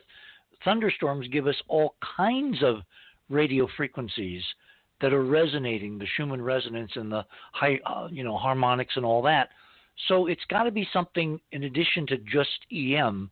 There's got to be another triggering thing, and that's the science which no one wants to publish because they're forbidden from publishing. Yes, there is that aspect too. But again, this goes to the question of what I'm getting at, which is I think that there is a problem that we face when it comes to how we approach science.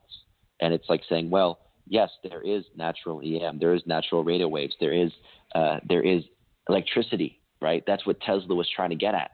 He was trying to figure out how to harness the electricity that already exists within the Earth, it's like being able to broadcast that electricity that already exists there, right? Trying to understand the electricity that already exists within the human body, right? The electricity in the sky. That's different than artificially creating it. And then the question of when you artificially create it, what is the dosage level? Because when you start to take these towers, essentially, right? These central, you start to create the tower and move that into a smaller miniaturized tower, which is what the fifth generation is about. And being able to put that on every block, you understand, next to your, next to schools, next to your apartment building. It's even ordinary cell phone towers is not a good idea. Right. So I'm saying, but the intensity is transformed. So you're bringing it now to that micro level. So it's like they're basically broadcasting it. That's what I'm saying. They're building 1 million towers across the United States. It's literally all over the place. Every block you're going to see it. Every lamppost is going to be a tower on it. Okay. Let me ask. That's what I'm saying. It's too much. There's dosages. I agree. It's too much, but we have to be able. We have to be able to prove it's too much, and that's back to scientific experiment.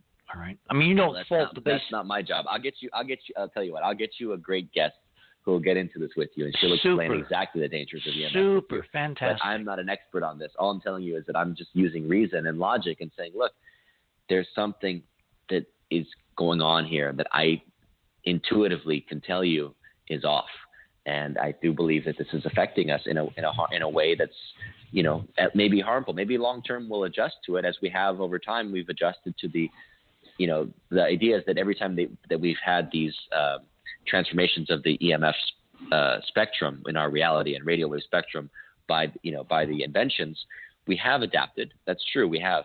Maybe we will adapt to the 5G. Maybe that's maybe that's the next evolution of us. I don't know. All I'm saying is that right now I do worry about the harm. Rich, can I intervene here? Yeah, this is Keith Morgan, who's our IT expert. Keith, welcome to the other side. Hi, Sean. I worked for ABC News for 30 years. I was working with all kinds of microwave transmissions and things like that. We had classes on microwave transmissions, etc. But there's two versions of 5G. One is in the megahertz range, and the other one's in the gigahertz range. And just hang on. Just to be clear, megahertz used to be the band of good old UHF television. Actually, that's the VHF. High frequency stuff. Gigahertz, we're now into the microwave range, which we use for satellite uplinks, things like that, and communications that we use to transmit radio and TV stuff between remote locations. and that flies around through buildings and things like that. But that was still in the lower 2 to 3 gigahertz range. And we started moving into 5 gigahertz, which is a much quieter frequency, which we use for RF for Wi-Fi. But when you have a megahertz frequency, that's a more natural one that we've been using the whole time, and we've never had any problems. What 5G really is the higher bandwidth to be able to send more data. So we're supposed to be able to do like 2 gigabits per second over 5G. But you can do it in the megahertz range, and you don't have to get into the gigahertz range. And just because you increase the bandwidth to 2 gigabits per second, that does not change the frequency that you're actually transmitting on, and that's what really affects everybody. Okay, so you can have 5G in the megahertz range, which is going to let it go further, penetrate buildings and things like that, whereas you get into the higher frequencies in the gigahertz, it acts more like light. So it's going to get blocked and not go through buildings and go long distances as it would in the lower frequencies. So higher frequencies, yeah, I say stay out of that range, because you're right. We don't know what's happening as we get into these higher frequency ranges, and we know what microwaves do when you cook your egg in your microwave oven. So stay in the lower frequencies. Just come up with the proper modulations to get us the 2 gigabits per second transmissions, so we can do this large streaming and everything that I like to do.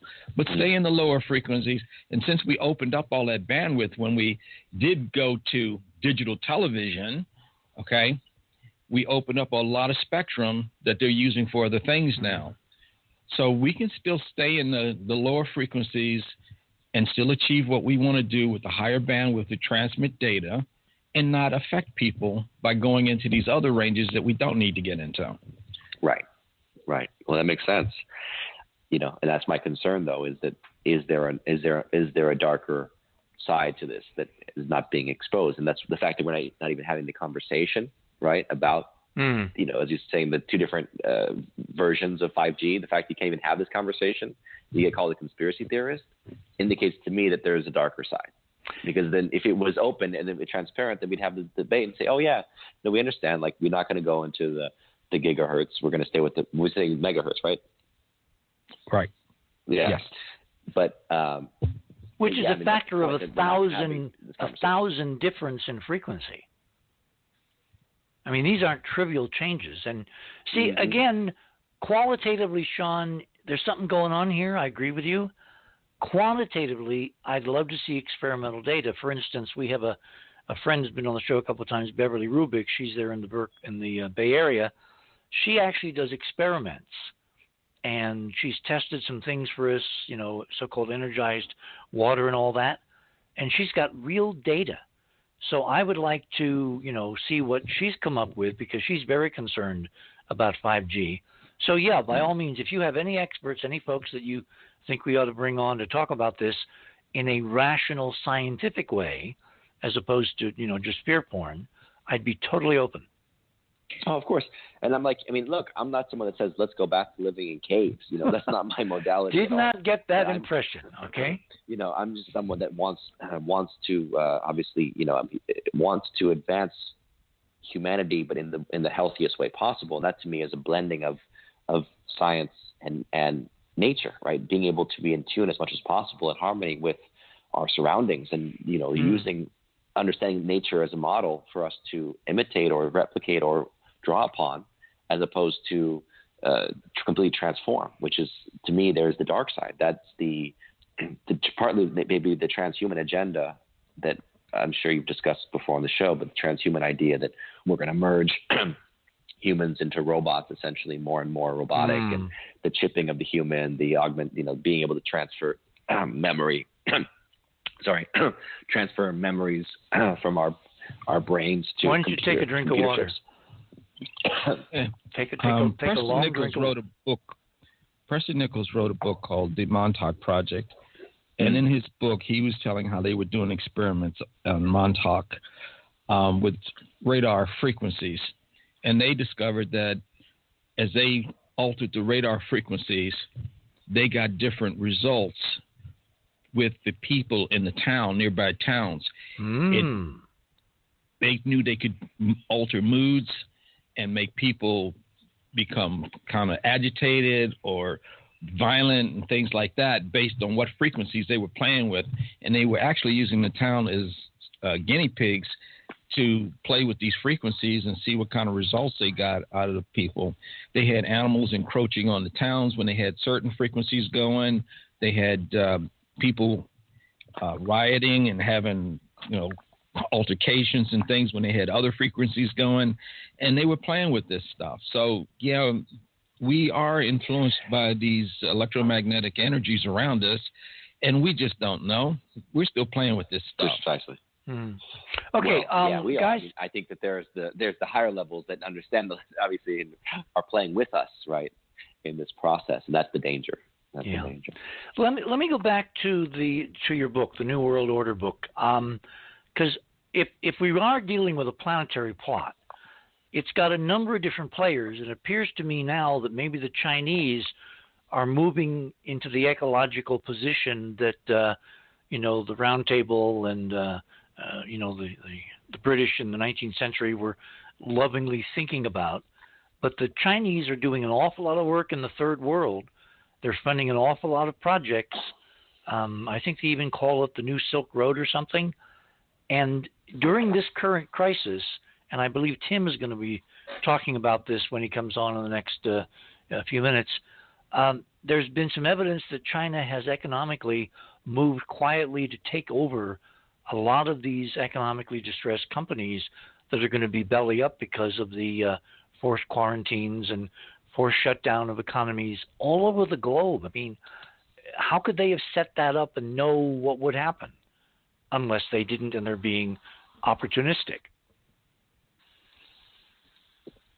I mean, look, the New World Order book was set, it was history. It wasn't predicting the future. The future to me is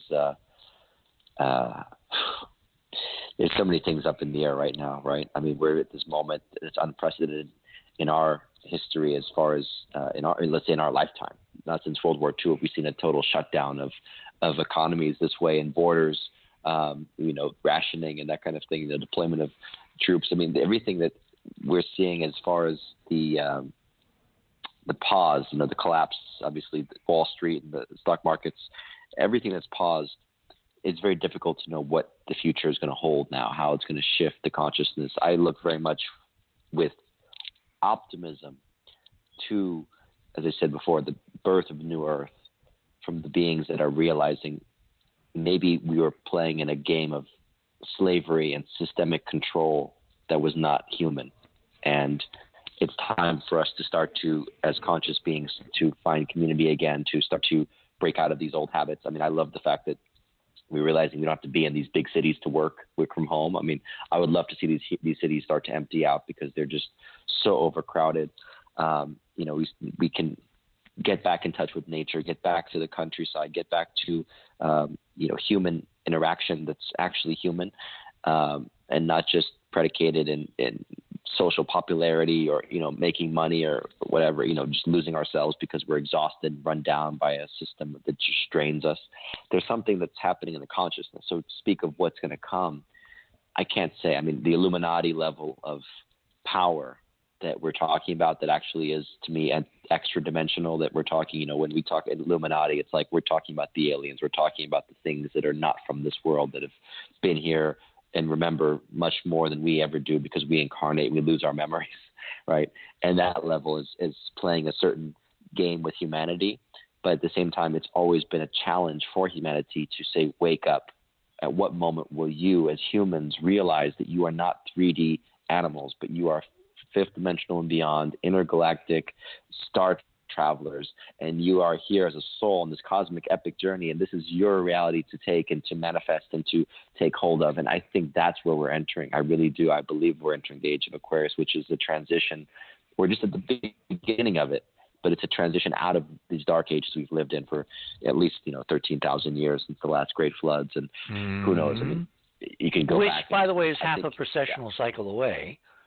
Okay, let me ask you this: play forecaster. If this pause, this planetary global pause, is going to have a positive outcome, how would you envision it evolving, unfolding? What would be your best scenario for a soft landing, as some folks might say? The best scenario is that Trump uses executive powers to start issuing arrests of a lot of these human traffickers and cartel characters that have been involved with the dark side of narcotics, the drugs, human slavery, sex trafficking, arms dealing, terrorism, this whole Okay, let me stop you there. Apparatus. Yeah. I've heard this for 3 years. I see zero evidence that he's done anything in this direction. Why? Well, all I'm saying is when there's a virus, it's a wonderful time to get rid of certain people, isn't it? It's an opportune time. That's all I'm saying. So you're not talking arrest, you're talking assassination. I'm saying you could do both. I've seen arrests in California. I've seen it reported in the news last week. A couple hundred people connected to cartels were rounded up last week here in San Francisco area. But the point is that if you really want to crack down on some bad guys, let's say in the cabal, now is a wonderful time. It's a wonderful opportunity. You have all the emergency powers you need to do it. So that would be one aspect of what I would like to see happen. I would like to see a restructuring of our entire economic system. I would like to see the burgeoning, basically, of the rebirth, let's say, of not only our infrastructure, but using advanced technologies like you've talked about here. I mean, going beyond what we know from the oil, the old petrodollar economy, like moving out of that, shifting into new high-tech industries and enterprises to rebuild America's infrastructure and go beyond, obviously, high-speed rail systems and new power sources, new ways of connecting, building cities that are for the future, for the 21st century, not dilapidated relics from the 19th century. I would love to see, as communities, we're connecting and realizing that art is actually the most effective economy of all, much more than war. When we do art, we tell stories, we build, we employ thousands, if not millions of people in the process of art to create things, to bring people together and realize our commonality and share in storytelling and share in our humanity, as opposed to riling each other up to hate each other and find reasons for fighting. I mean, this is where I see the future going. And you think this planetary pause, I mean, how do you see politically that other set of agendas getting into a political general public consciousness mindset to where they move in that direction? Giving them models, giving them examples? There are examples, but I think all it takes is a recognition of humanity. See, in the moments like this, when we pause and we really connect, I think we find what we're here to do, which is we're here to be human. We're here to engage as humans, and we've been so dehumanized by systems of corporations controlling media, education, governments. I mean, you name it. Everything is corporate. There's no personality. There's no soul. There's just contracts. It's a con. There's no human being. There's no human beings at Starbucks. There's no human beings at Apple. There's no human beings in the government. It's just purely it's an apparatus, the system. And so I think the moments like this, where it's like, wait a minute, maybe some things are going to start collapsing, so that we can realize, well, we're humans. We can build, we can connect as humans. We can co-create not as these faceless masks of corporations seeking more and more power and control, enslaving half the planet, if not more. Well, I'm a kind of, how do we get from here to there? But you're too logical. Oh, thank you. A moment of revelation is all it takes, man. A moment of revelation and realizing what is essential in life, Right.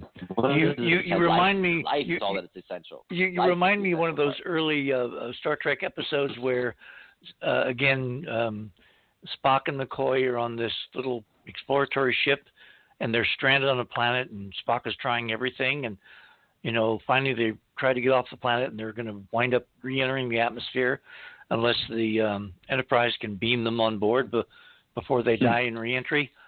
And Spock does something totally, wildly, totally illogical. And after they're saved, McCoy turns to him and says, Mr. Spock, he said, why did you, what caused you to do that incredible emotional thing, that outburst?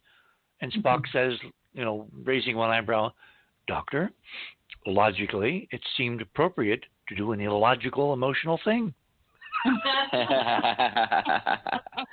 All right. So Spock, I'm going to call you Spock from now on. Oh, so right on, John. I have to tell you, I'm doing over here. I'm glad you're all having fun. Oh. By the way, I want to mention that on your item, Sean, number 2, I added your short film Singularity. Oh, yeah. Yeah, that's about this situation right now. What you're doing here. Singularity was a short film about a plague that kills millions of people, so the AI takes over. We basically give the AI power to discern everything, surveil everyone to determine if they're infected, and then when they're infected, they get taken away. But it obviously leads to a debate, Do we know if this virus is real, the plague is real, or is it just the means of total big brother control? And either way, humanity dies because the AI has taken over. Well, that's a positive outlook. This is a warning. That's all. Just a warning. I did it 12 years ago. That's that was a different time in my life when I was more haunted, I guess. Well, we were honestly 12 years ago. We were dying. We did get taken over by the AI, but that's why I believe that it's coming back. I think humanity is coming back. We're making a comeback in the 2020s. All right. You've had your revelation, Sean. You stop being logical. Mm-hmm. Exactly. I let go of the logic. I was really logical in the 2000s. I was logical. Now I'm just human. So you logically felt it was time for an emotional outburst. Okay. Mm-hmm. Mm-hmm. My guests this morning are, let's start with the Distaff side. Cynthia, our producer, who's making some very interesting comments and contributions this morning. Keith Morgan, our IT expert, former ABC employee and technician and expert in electronics, who worked with Ted Koppel for many, many decades. And last but not least, Sean Oliver, who I look forward to for talking to a long time. We have some invisible people that we're going to bring on stage in the next hour. You're on the other side of midnight. My name is Richard C. Hoagland. Don't touch that dial. The most intriguing stuff is yet to come.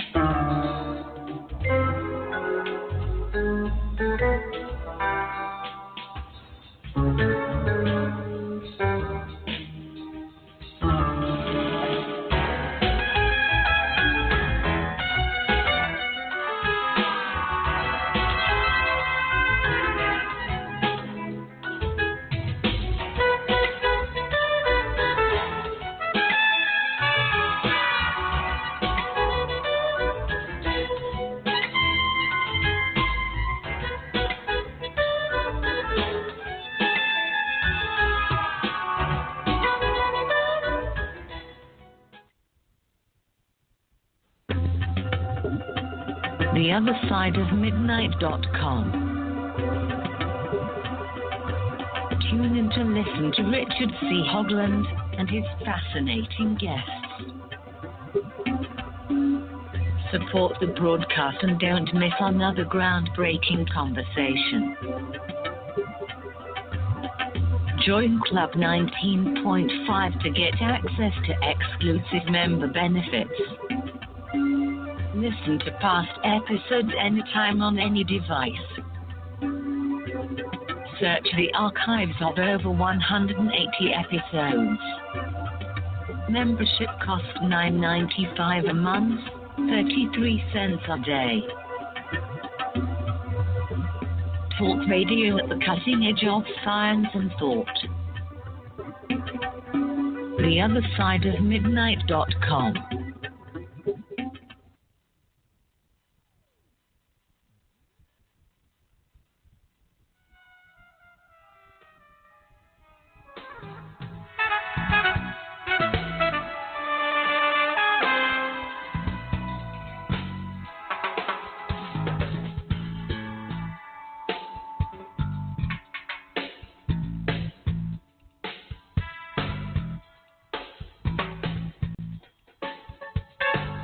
And welcome back, everyone, on this Sunday night, March 22nd.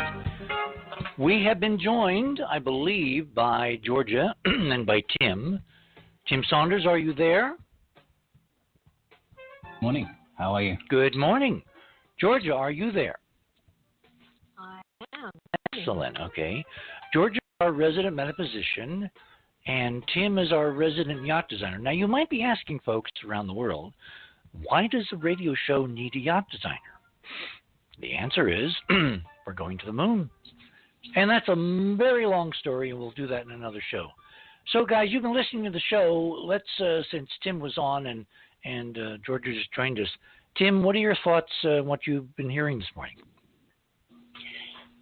Well, I've been very happily listening, and I'm absolutely fascinated what you and Sean have been talking about. But I think it's time to up the volume a little bit and to throw a few pigeons amongst the cats. Okay. Pigeon away. So, I think obviously the world is starting to come to terms with what's happening. I don't think many people fully understand what's happening, but I'm starting to see a trend of people sending each other messages of, this conspiracy theory, that conspiracy, that theory, this must be correct. And then we come down to, well, who actually really knows 100% of anything? But at this stage, I think it's pretty wise to go on instinct, intuition, go on what feels right until it's proven wrong, because I'm not saying that we're making sort of binding decisions forever, but at the same time, I'm not really buying into what is going on TV 24/7 at the moment. I think there's a whole other set of strategies going on behind the scenes, which may be coincidental, which may have been strategically planned in the first place. And I guess history will tell the truth. I say history when we actually get the chance to look back at it. So yeah, but isn't history written by the victors? So if the bad guys win, we'll never know. Well, that's why we have the opportunity to write the history, Richard. Because I don't know about you, but I don't think I'm going to give up to a virus at the moment. I've been in Italy for most of this year. I left around 17 days ago. I have not dropped dead. I do not believe I brought an ill end to anybody else around me. What's quite interesting is that while we're all being quite devastated by what we see on TV, I've been in contact with people through my network from China, Singapore, Turkey, Italy, France, Monaco, Switzerland, Holland, Sweden, UK, and now Florida, where I am. And I've been asking people in some of these most inflicted areas in China and also in Italy, I said, how many people, with great respect, how many people do you know in your circle of friends or family who have actually died or know of somebody who's actually died due to the virus? Now, strangely enough, the number that comes back from China correlates directly with the number that comes back from a conversation I had with somebody in Italy. Any guess what that number is? Don't know. 0? So, why all the hype? So wait. Are you saying that no one has died and this whole thing is simply a fiction of mass media? No, I'm not saying that. Okay. I'm not denying there is a virus. I'm not denying there is... But how do we know there's a virus? Through the media.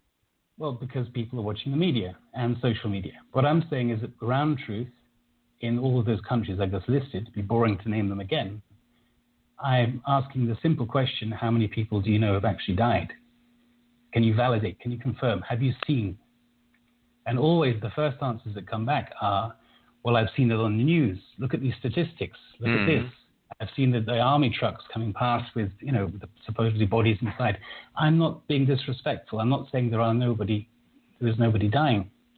I'm just saying, isn't it strange that when I asked that question to somebody who is in northeast China, okay, not in Wuhan, but northeast of Wuhan, and they are affiliated with one of the biggest, I'm not going to say directly because I want to protect their identity, but one of the biggest, let's say, factories in that area. And, there's like sort of several thousand people, 5,000-6,000 people or something, and this person would know of any casualties or losses. And I said, how many people do you actually know who have passed away? And the person said, well, actually 0, but I think maybe one, somebody knows of one, I don't know, a friend of a friend or something, one person. So it's somewhere between 0 and 1. But see, what you're implying is Sean, this makes every conspiracy we've ever looked at pale by comparison. Not necessarily, but no, it doesn't. Go ahead. If you're claiming thousands of deaths planetary-wide and it's not really happening above the normal statistics, that's a major global planetary conspiracy, which I think would rank up there among every one we've ever looked at.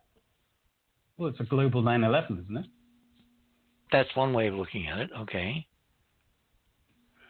So you're saying there's a huge disparity between the reports and the actual data.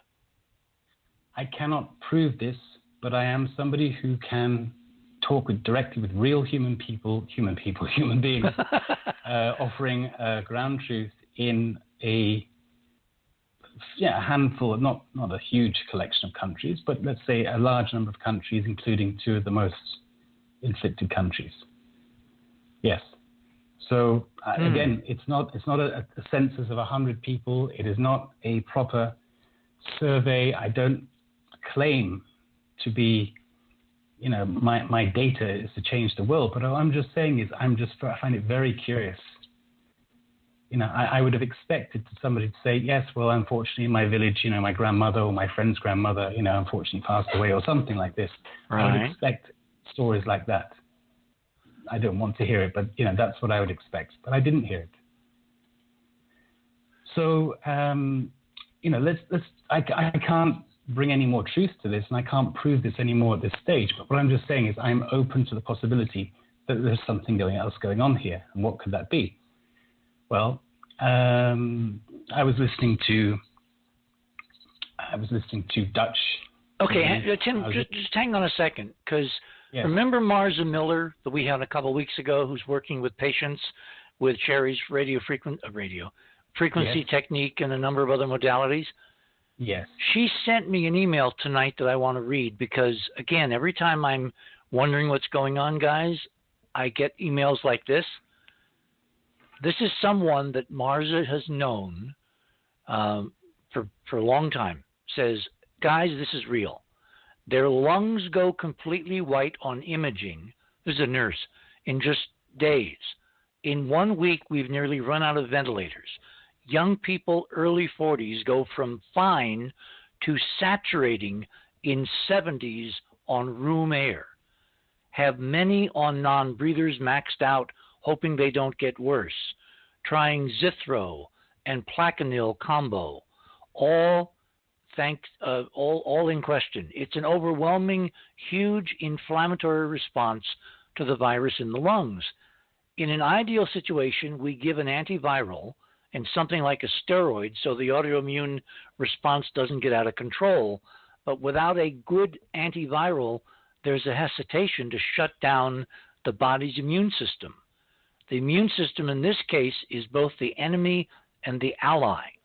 Fought for why this isn't as bad for kids is that they have better innate and worse adaptive immunity, and adults have better adaptive with weaker innate immunity. But the way this is hitting healthy 40-year-olds is unpredictable. Word is IL-6 inhibitors may be given a shot soon. The kinks are nowhere near worked out on how to respond to all this. We are overwhelmed with admissions and overnight management, and nursing is totally strapped. Testing is too slow, under-resourced, and PPE is short. We've never seen anything like this before. That's a person who's in the middle of the fight on the front lines who says that this is very real. And she's in Italy? I think she's in the States. Marza could tell us. I think she may be in New York. Yeah, Queens, New York, March 22nd, 2020. Okay, well, like I said, I am trying to say this in the most respectful way possible, and I'm not trying to say I know everything that everybody else doesn't. I'm just saying that when I talk to people in a large collection of countries, including Italy, including China, then I was very surprised by the response. Now, you can say 2 data points is not enough to create a trend, but it is certainly enough to catch my curiosity. And then, as I said just before you read out that letter, which sounds very convincing, that email, excuse me. Well, again, it's from people that we know, from people, that kind of thing. So we've kind of got a paper trail. Well, true, but you know me, and I've actually just flown from Italy. So, I mean, I'm also somebody real with an opinion, Richard. So I'm just trying to share what I've seen. I'm not, as I say, I'm not trying to turn the world on its head. I'm just trying to say, are we all buying into this being as bad as it is? I mean, I'm looking around me. I'm seeing, beaches closed, restaurants closed, and small businesses closed. The whole country is being shut down. Now, I'm listening to, let's just pause it. I'm not saying, I know the answer to everything. Let's just pause it a second. Let's look at some of the possible underlying strategies, or let's say other things that could be going on. Maybe call them conspiracy theories, and call them what you like. But, I was quite surprised to hear the British government make their press conference just over a week ago, the first one. And so this is post-Brexit. And this is, the Prime Minister that's not all that experienced, but I mean, he seems to have gained control of the government. And you're talking about Boris Johnson, of course. Yes, I am. Okay. Yes, and he has a fair amount of confidence because he has a large majority. And he started out, sounding like, don't worry, we're going to stand by you, we're going to look after you, we're going to, help you, we're going to support you, we're going to aid you, and so on and so on and so on. And then when you actually come down to it, it actually ends up being, we are selling you a shitload of loans. Excuse me to swear, but it is a huge sales pitch to bail out businesses which have been closed down, told to stop trading. Everybody has to lock down, so obviously business has to stop trading. Right. And then people are being enticed to take a £5 million loan, a £1 million loan, whatever it is. And, they're enticing because they are perhaps an escape route from a population of people who are quite frightened. Naturally, if you watch CNN or BBC every day, then you have every right to be frightened. But, when you come down to it, these loans are actually going to sign a promise to a whole generation to pay back. So, does the money actually exist?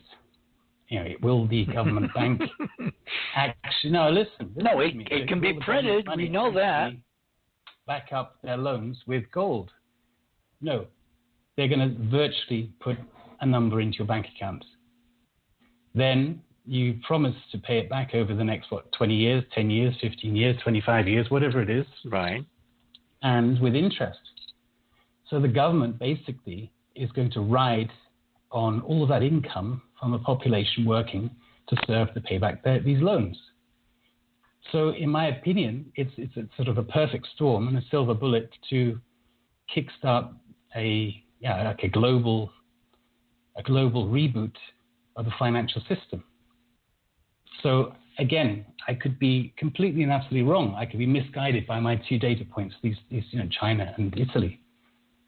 But still, virus or no virus, this is going on. It's not just the UK it's happening. Other countries are doing something similar. So these loans, I think, are one means of, let's say, a large organization such as the government trying to take advantage of this situation. So then what else do we have? Any more pigeons amongst the cats? We have the mandate. Hang on a second. I want, Sean, if it's true that we're losing you at the bottom of the hour, I definitely want to give you time to kind of sum up some thoughts, but I'd like you to respond to what Tim is saying. Because in your experience, have you encountered people who directly know folks who have died from this? Did we lose Sean? There you are. No, I'm here. I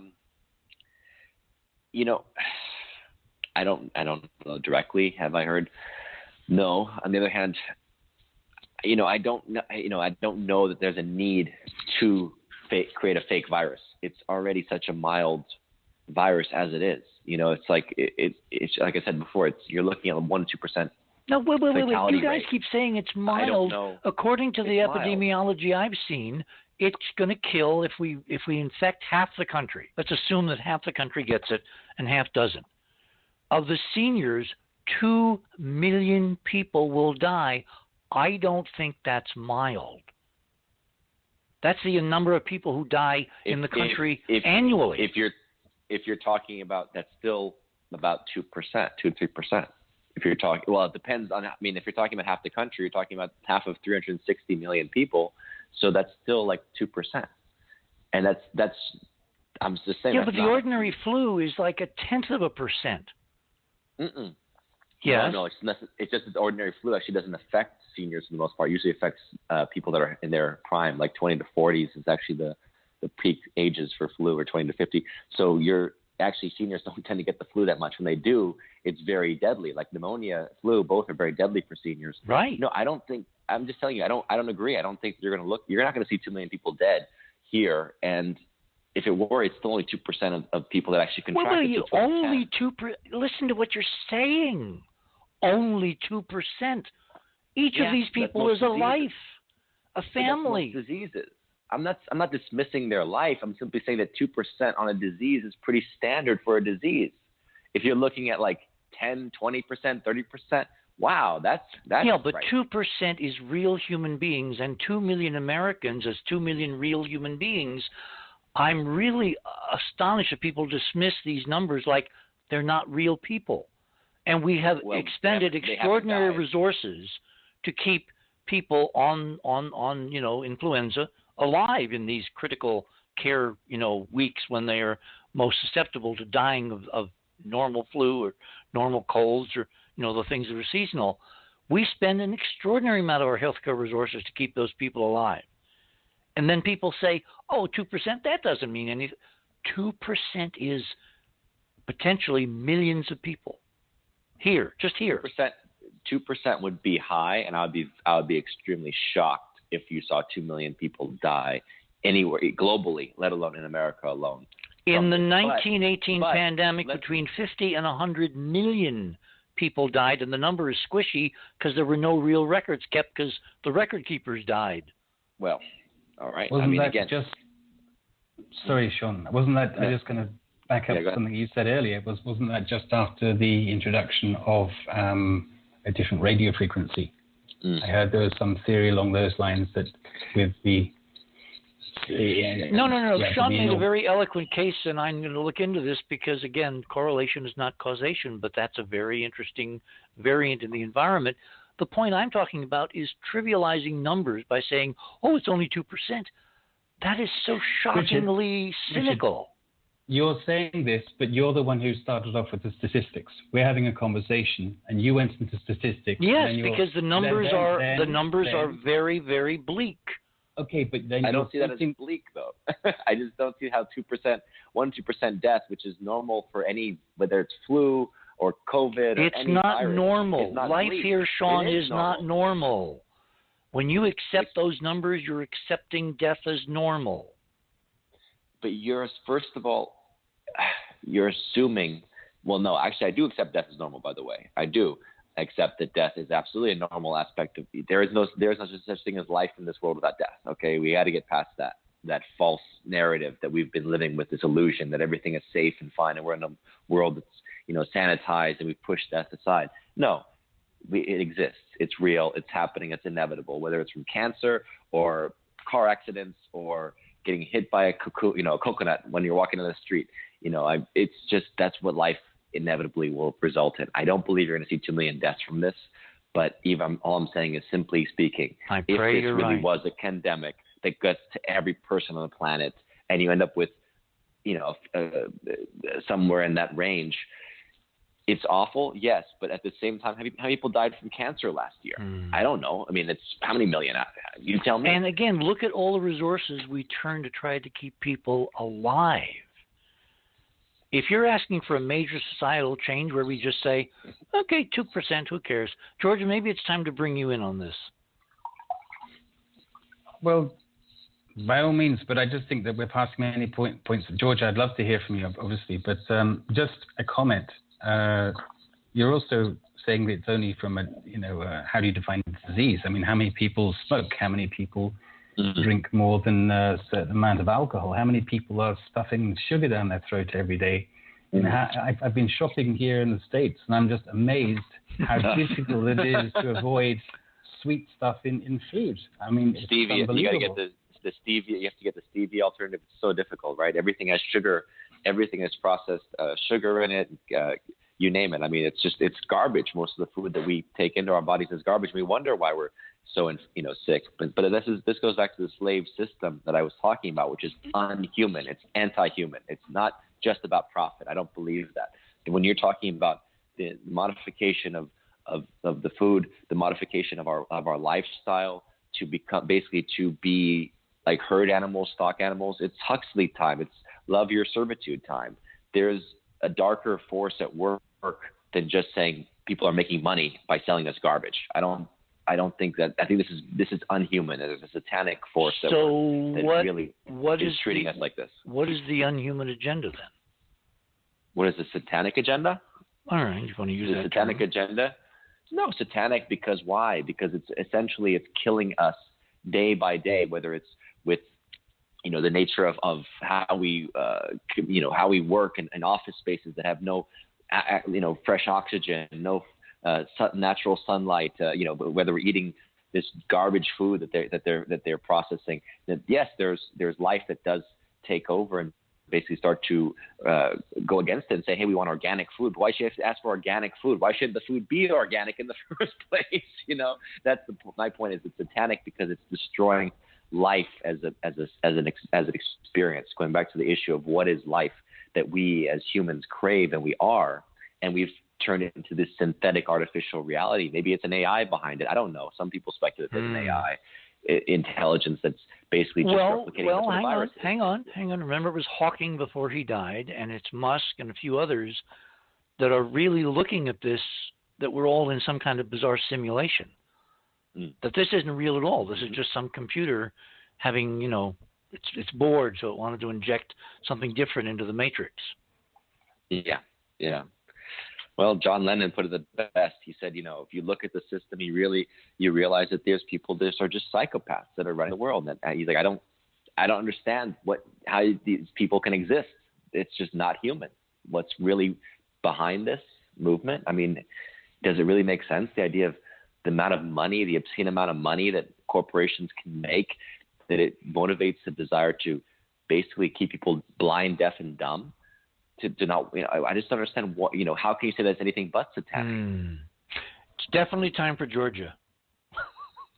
Gee, thanks. You're welcome.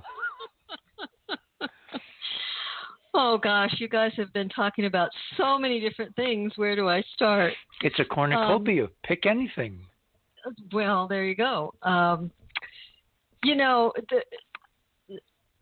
of us remember the 60s, and yes, we do. when the whole New Age movement took off and that kind of thing. And, yeah, there was a lot of fluff and glamour. But, one of the things that was being talked about at that time is that we're going to enter a time where things are so confusing that we're not going to be able to figure it out with the intellect alone. And we are here. I mean, this is a time. Oh, we're here. We sure are. We have to question everything. I mean, I agree with a lot of what Sean has been saying. Our bodies are essentially electrical. You look at Eastern philosophy and they talk about the different layers of the subtle body and how that all works. And yes, it's affected. Can we adapt to it? Perhaps. Maybe that's part of the plan. We look at this virus thing and it seems very nefarious, but maybe it's some part of the process to strengthen our immune systems collectively as a species. All of us that are living today in the West anyway are here because our ancestors survived the Black Plague, which took out a third of Europe. We're the genetic descendants of the survivors of that. So do things come along from time to time that bump us up to a more rarefied instrument in terms of our form nature? Sure. You were talking about... Well, hang on. Let me stop you there, because that's Chandra's model, Wickrama Singh. He thinks we're being inundated by life forms from the galaxy, that interstellar clouds are really composed of viruses and bacteria and spores, and they form in interstellar space. And he's got an incredibly interesting model. And that periodically when we have these pandemics, these global things that overwhelm humanity, they're really literally falling from the solar system as part of the natural influx of galactic material that the solar system has exchanged for billions of years. That's his natural background model. He's got data showing that we've got viruses and stuff from upstairs. The question I have is it really from the galaxy, or is it part of our unique solar system history, to which he and I have not had a chance to really talk yet? Well, exactly. And this is one of the things that we have to question, because even if it is natural or nefarious, it still is having the effect of making us evolve, making us bump up our immune systems. Mm-hmm. And you asked a question about what is this pause that we're having globally? What is the opportunity here? And pause enables invocation. I'll tell you what, hold it. We're at the bottom of the hour. Sean, can you hang with us so we get to the end of this thing and I can give you some proper closure? Yeah, absolutely. Excellent. Absolutely. I'm fascinated by what she's about to say. George is worth listening to, I guarantee you. Yes. You are on the other side of midnight. My name is Richard C. Hoagland. George Lambert is about to speak. Do not touch that dial. We shall return.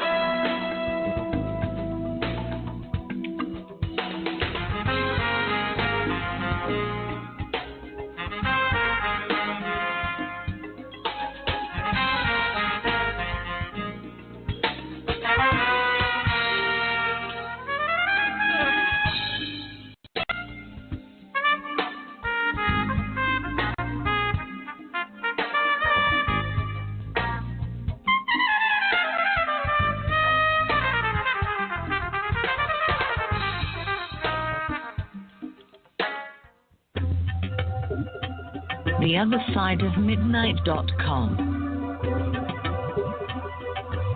Tune in to listen to Richard C. Hoagland and his fascinating guests. Support the broadcast and don't miss another groundbreaking conversation. Join Club 19.5 to get access to exclusive member benefits. Listen to past episodes anytime on any device. Search the archives of over 180 episodes.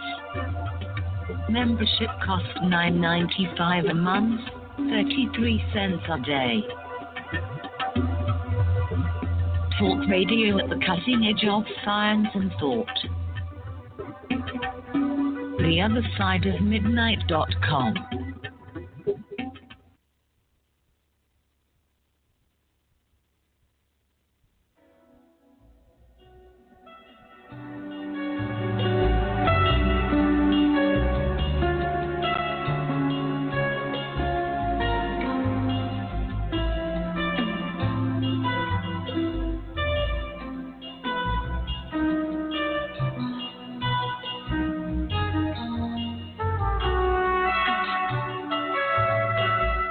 And welcome back, everyone. Last half hour.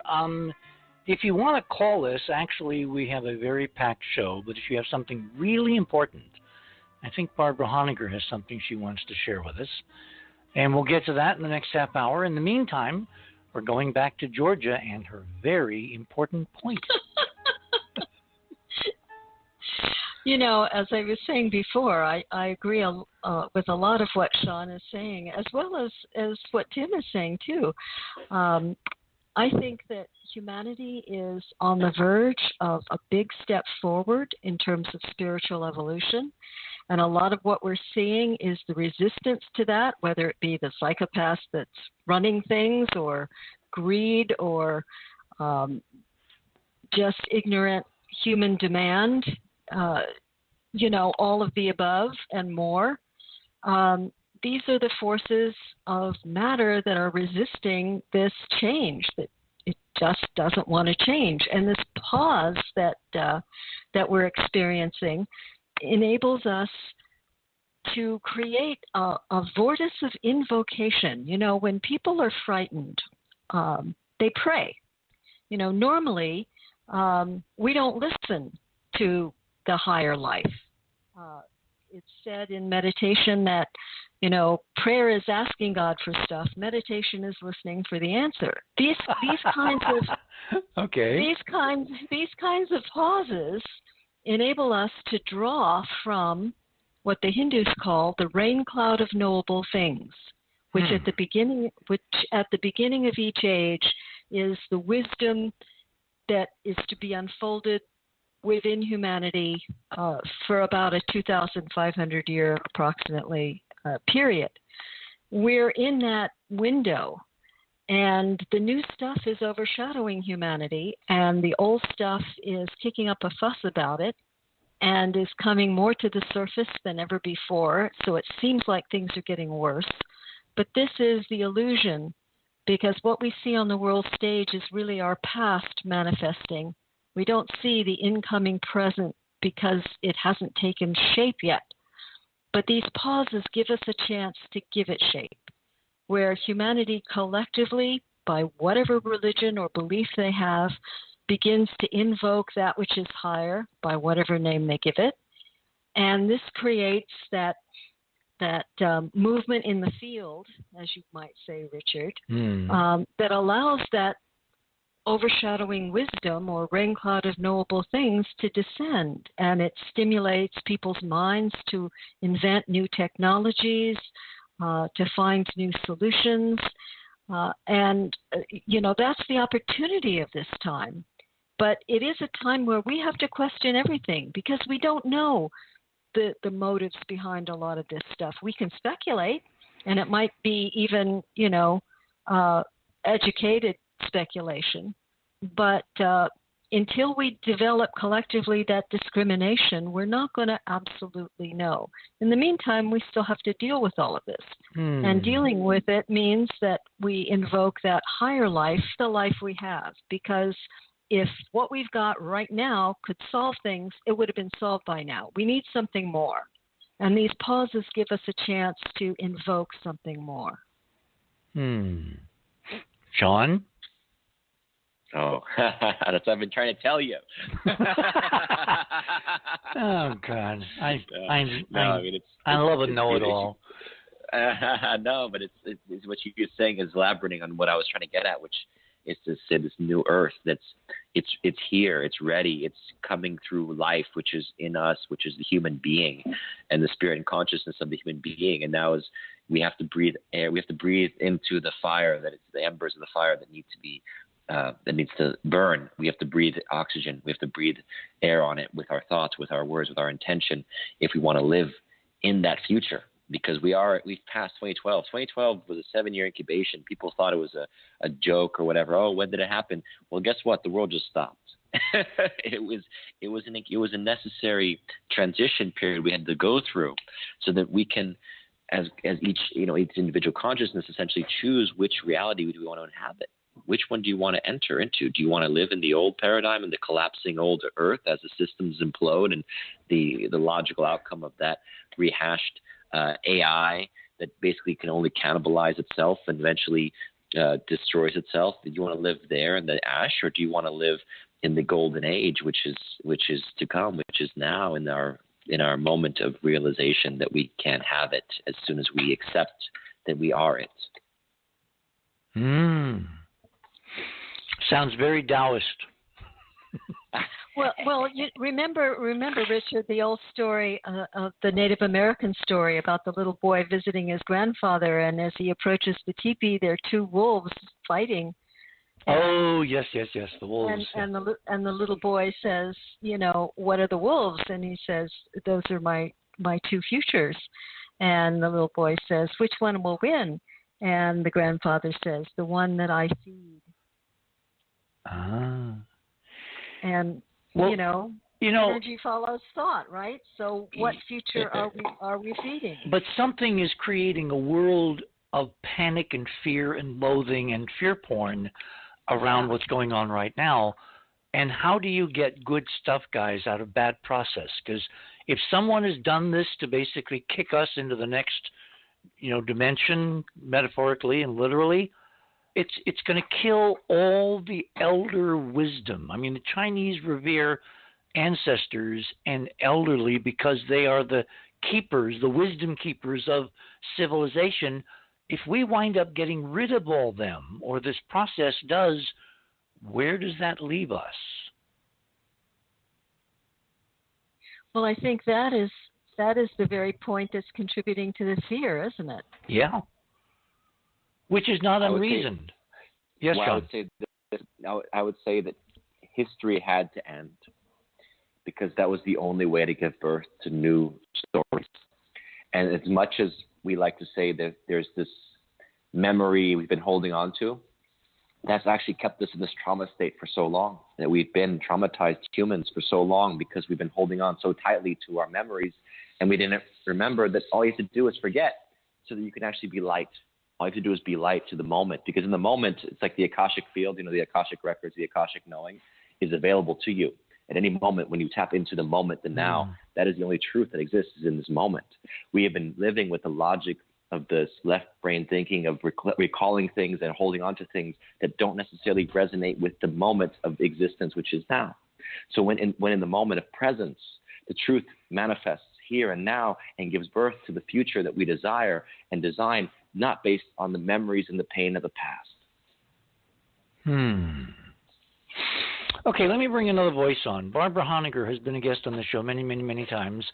She was a member of the Reagan administration. She was the first female appointed to an important position in his administration, and she's kept her ear to the ground. She's worked very heavily on the whole 9/11 situation in New York. We've had her with her lawyer committees on, presenting us with the political breakthroughs and economic implications of that opening of that can of worms. I believe Barbara has some new intel, and I'm going to bring her on now. Barbara, you're on the other side. Welcome. Yeah, hi. Can you hear me? Okay, if I do this, you'll be on. Okay. Are you there? Can you hear me, Richard? We can hear you. Bye-bye. Can you hear me now? I'm on a Verizon commercial. Yes, we can hear you. Okay. Well, first off, I want to just say hi to Sean. He may not remember, but we met at Stanford University a few years ago when your dad and your dad's co-author, you were there for an event in the evening on the book, The Secret History of the United States, and the film series. And I was sitting in the front row and asked the very... Go ahead. No, I was saying, I do remember you, and I'm familiar with your work. I know your work, so I'm very happy to hear from you again. Well, great. So the reason I've called in and requested, and I really appreciate a moment here, is to tell you a phenomenal experience that I had that completely supports something you said earlier in the show. I've been listening from the beginning. And that is when you were talking about the special relationship that Britain realized it had to form with the United States to survive as an empire, presumably being the second partner, not the lead partner, with World War I. Okay? Well, I had this incredible experience with Air Force Colonel Fletcher Prouty, who is the actual person, as you well know, but some of the listeners may not know, who was the actual person behind the character Mr. X, the military intelligence whistleblower in your dad's famous movie JFK. So this is the experience I had with him that blew my mind and taught me something critically important about who really is at the top of the power hierarchy in the United States. And this is what happened. What happened is I was working on my book off the first side on the real story of the Iran side of Iran-Contra, which was published in May of 1989. So after I had finished the research, I had a chronology, a detailed reference chronology that was about 76 pages long. I sent it to the senior White House correspondent, my political godmother, Sarah McClendon. And after about a week, I got a call from her saying, "You've got to come to Washington, D.C." I was in California. I'd resigned from the White House by then, and for the Reagan administration. And she said, "You've got to come to D.C., Barbara. You've got to come to D.C." I said, "Why?" She said, "I can't tell you." I said, "Well, to see who?" She said, "I can't tell you. But he's very important. You must come." And so I had to ask my friend Danny Sheehan for a loan, the famous attorney Danny Sheehan. He gave me a loan. I flew back to Washington. Sarah picked me up at the airport, and we went to her house the next morning. I got up. I said, "Now, Sarah, I'm here now. You can tell me, what is this about?" She said, "All I can tell you is you're going to have lunch with this person at the National Press Club at noon." So I said, "Fine." I said, "Who is it?" She said, "I can't tell you. He wouldn't let me tell you." So we go to the National Press Club. No, I'm serious. So we get to the National Press Club with a senior White House correspondent, okay? And we get into the lobby on that floor, and I expect her to go with me. She's so famous, it's called the Sarah McClendon Dining Room. And she said, "Now, he will be waiting for you.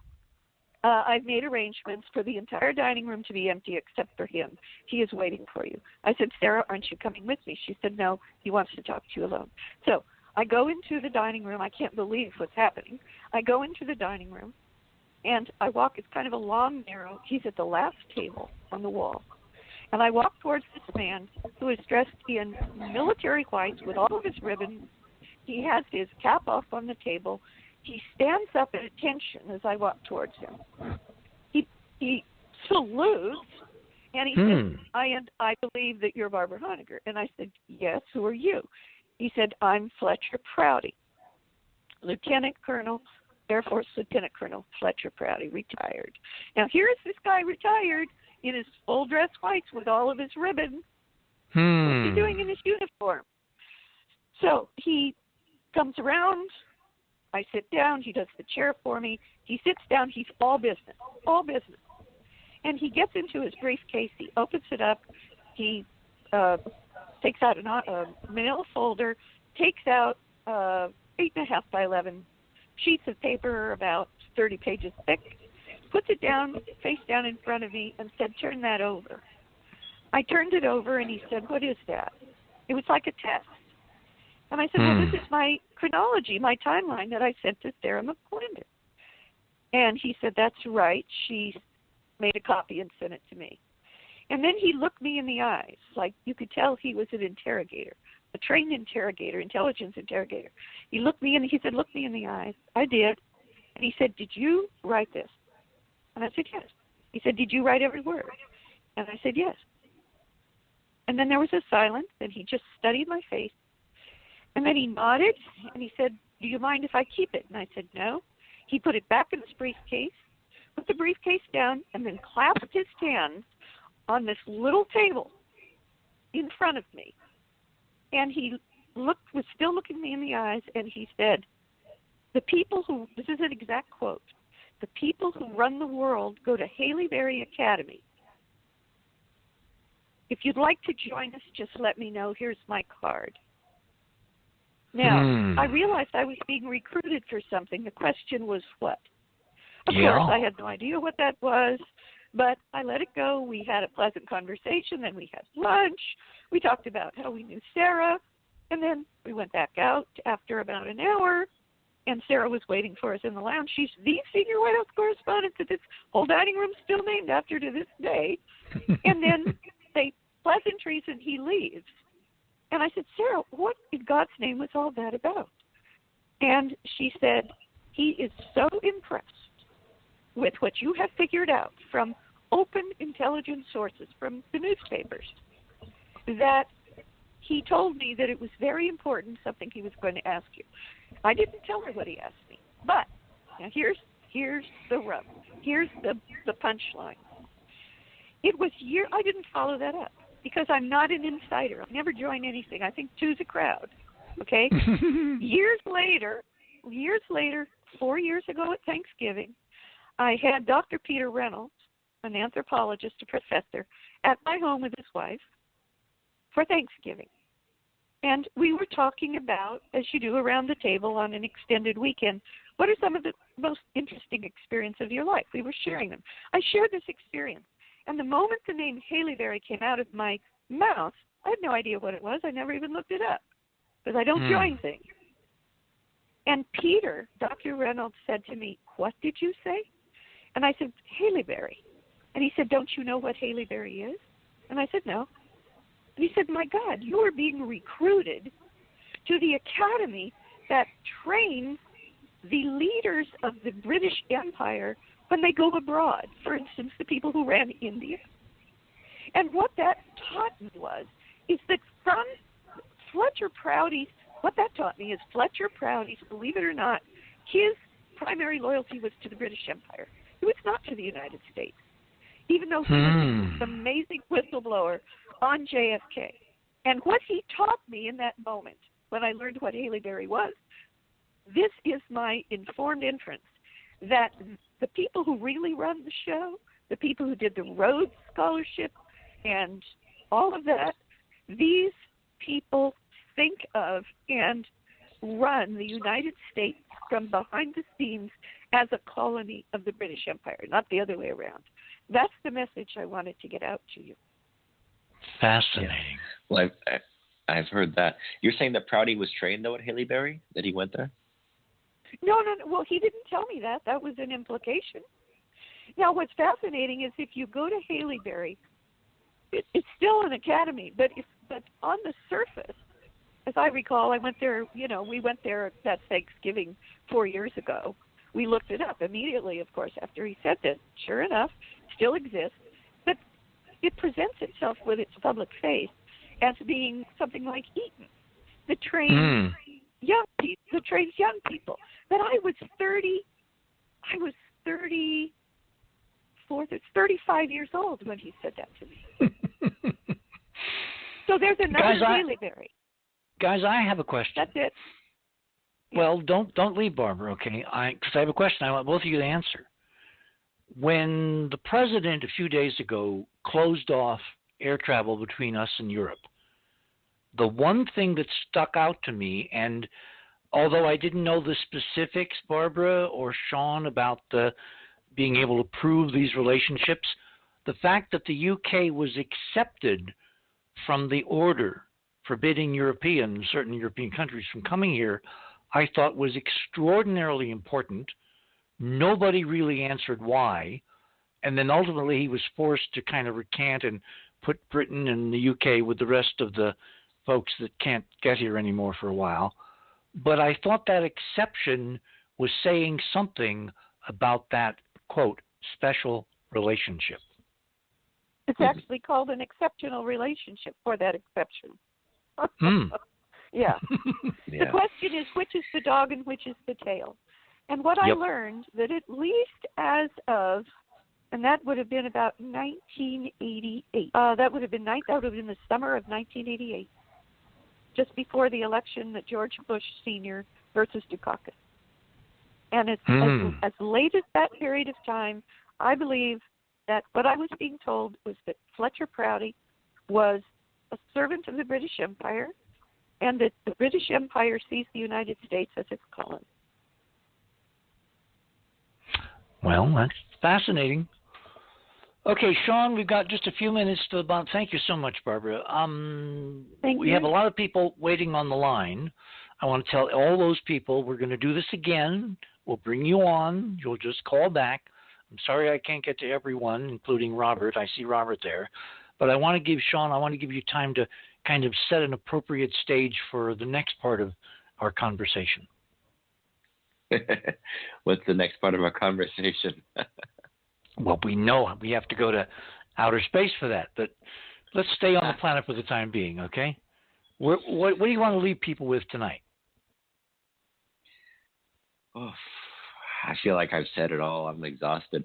I want to leave it to some others to chime in too before we strike midnight. Okay. Reach the other side. Tim? You'd like to hear some more? Actually, we only got 2 or 3 minutes till the end of the show. It's amazing how fast 3 hours goes. You're stuck primarily in Florida until when? Who knows? Absolutely, who knows? It could be 30 days. It could be less. It could be 14 days. But I think 30-day ban was from last Monday. So I guess I have 3 weeks minimum before I can move anywhere. But one of the things I wanted to say very quickly, I know I'm challenging time, but talking with one of my contacts in Sweden. Sweden is a smaller population and quite a well-off population as well, I would say. But mandatory vaccination against the coronavirus is something which has been talked about already. And who knows if that vaccine actually exists or not yet. Apparently it doesn't. But steps were being made in terms of discussing legislation or steps to make legislation in Sweden this week. And my contact, who is a national there, said, and also somebody who's knowledgeable about medical issues. Again, I'm being quite random about this, but I'm talking very specifically about somebody, and I don't want to disclose who it is. But they said that that'd be the last thing they're going to allow into their body, especially seeing as it's being rushed so quickly. So, is this vaccine, right? Yes. Except, let me interrupt, Tim. I don't think it's rushed, I think it already exists. I think the president and the vice president already had it. I think the fact that both of them have been known to be, among carriers and people who tested positive and all that, and they don't have it, tells me there is a vaccine. So who's going to be the hero that finds it? That will be interesting to see. Exactly. I think one more correlation as well. Why is Italy being badly hit? What is different about Italy than many other countries? One word beginning with V, possibly the Vatican.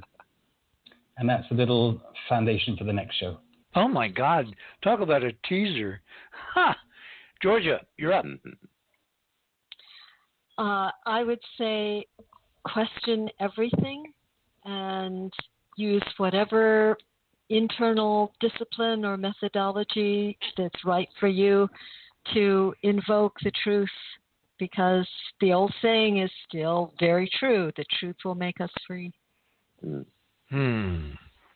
Barbara?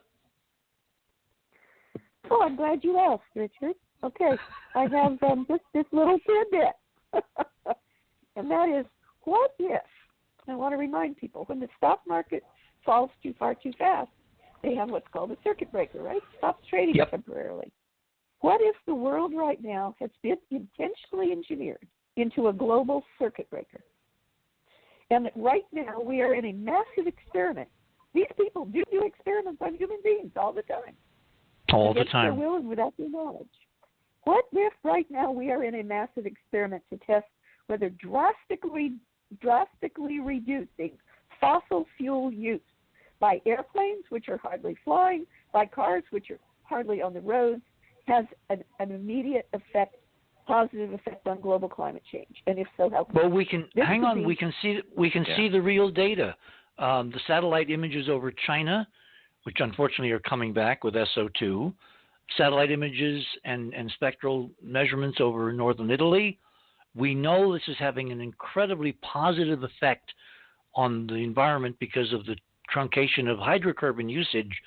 So that's an intriguing idea, Barbara. Very intriguing. Yes, it is.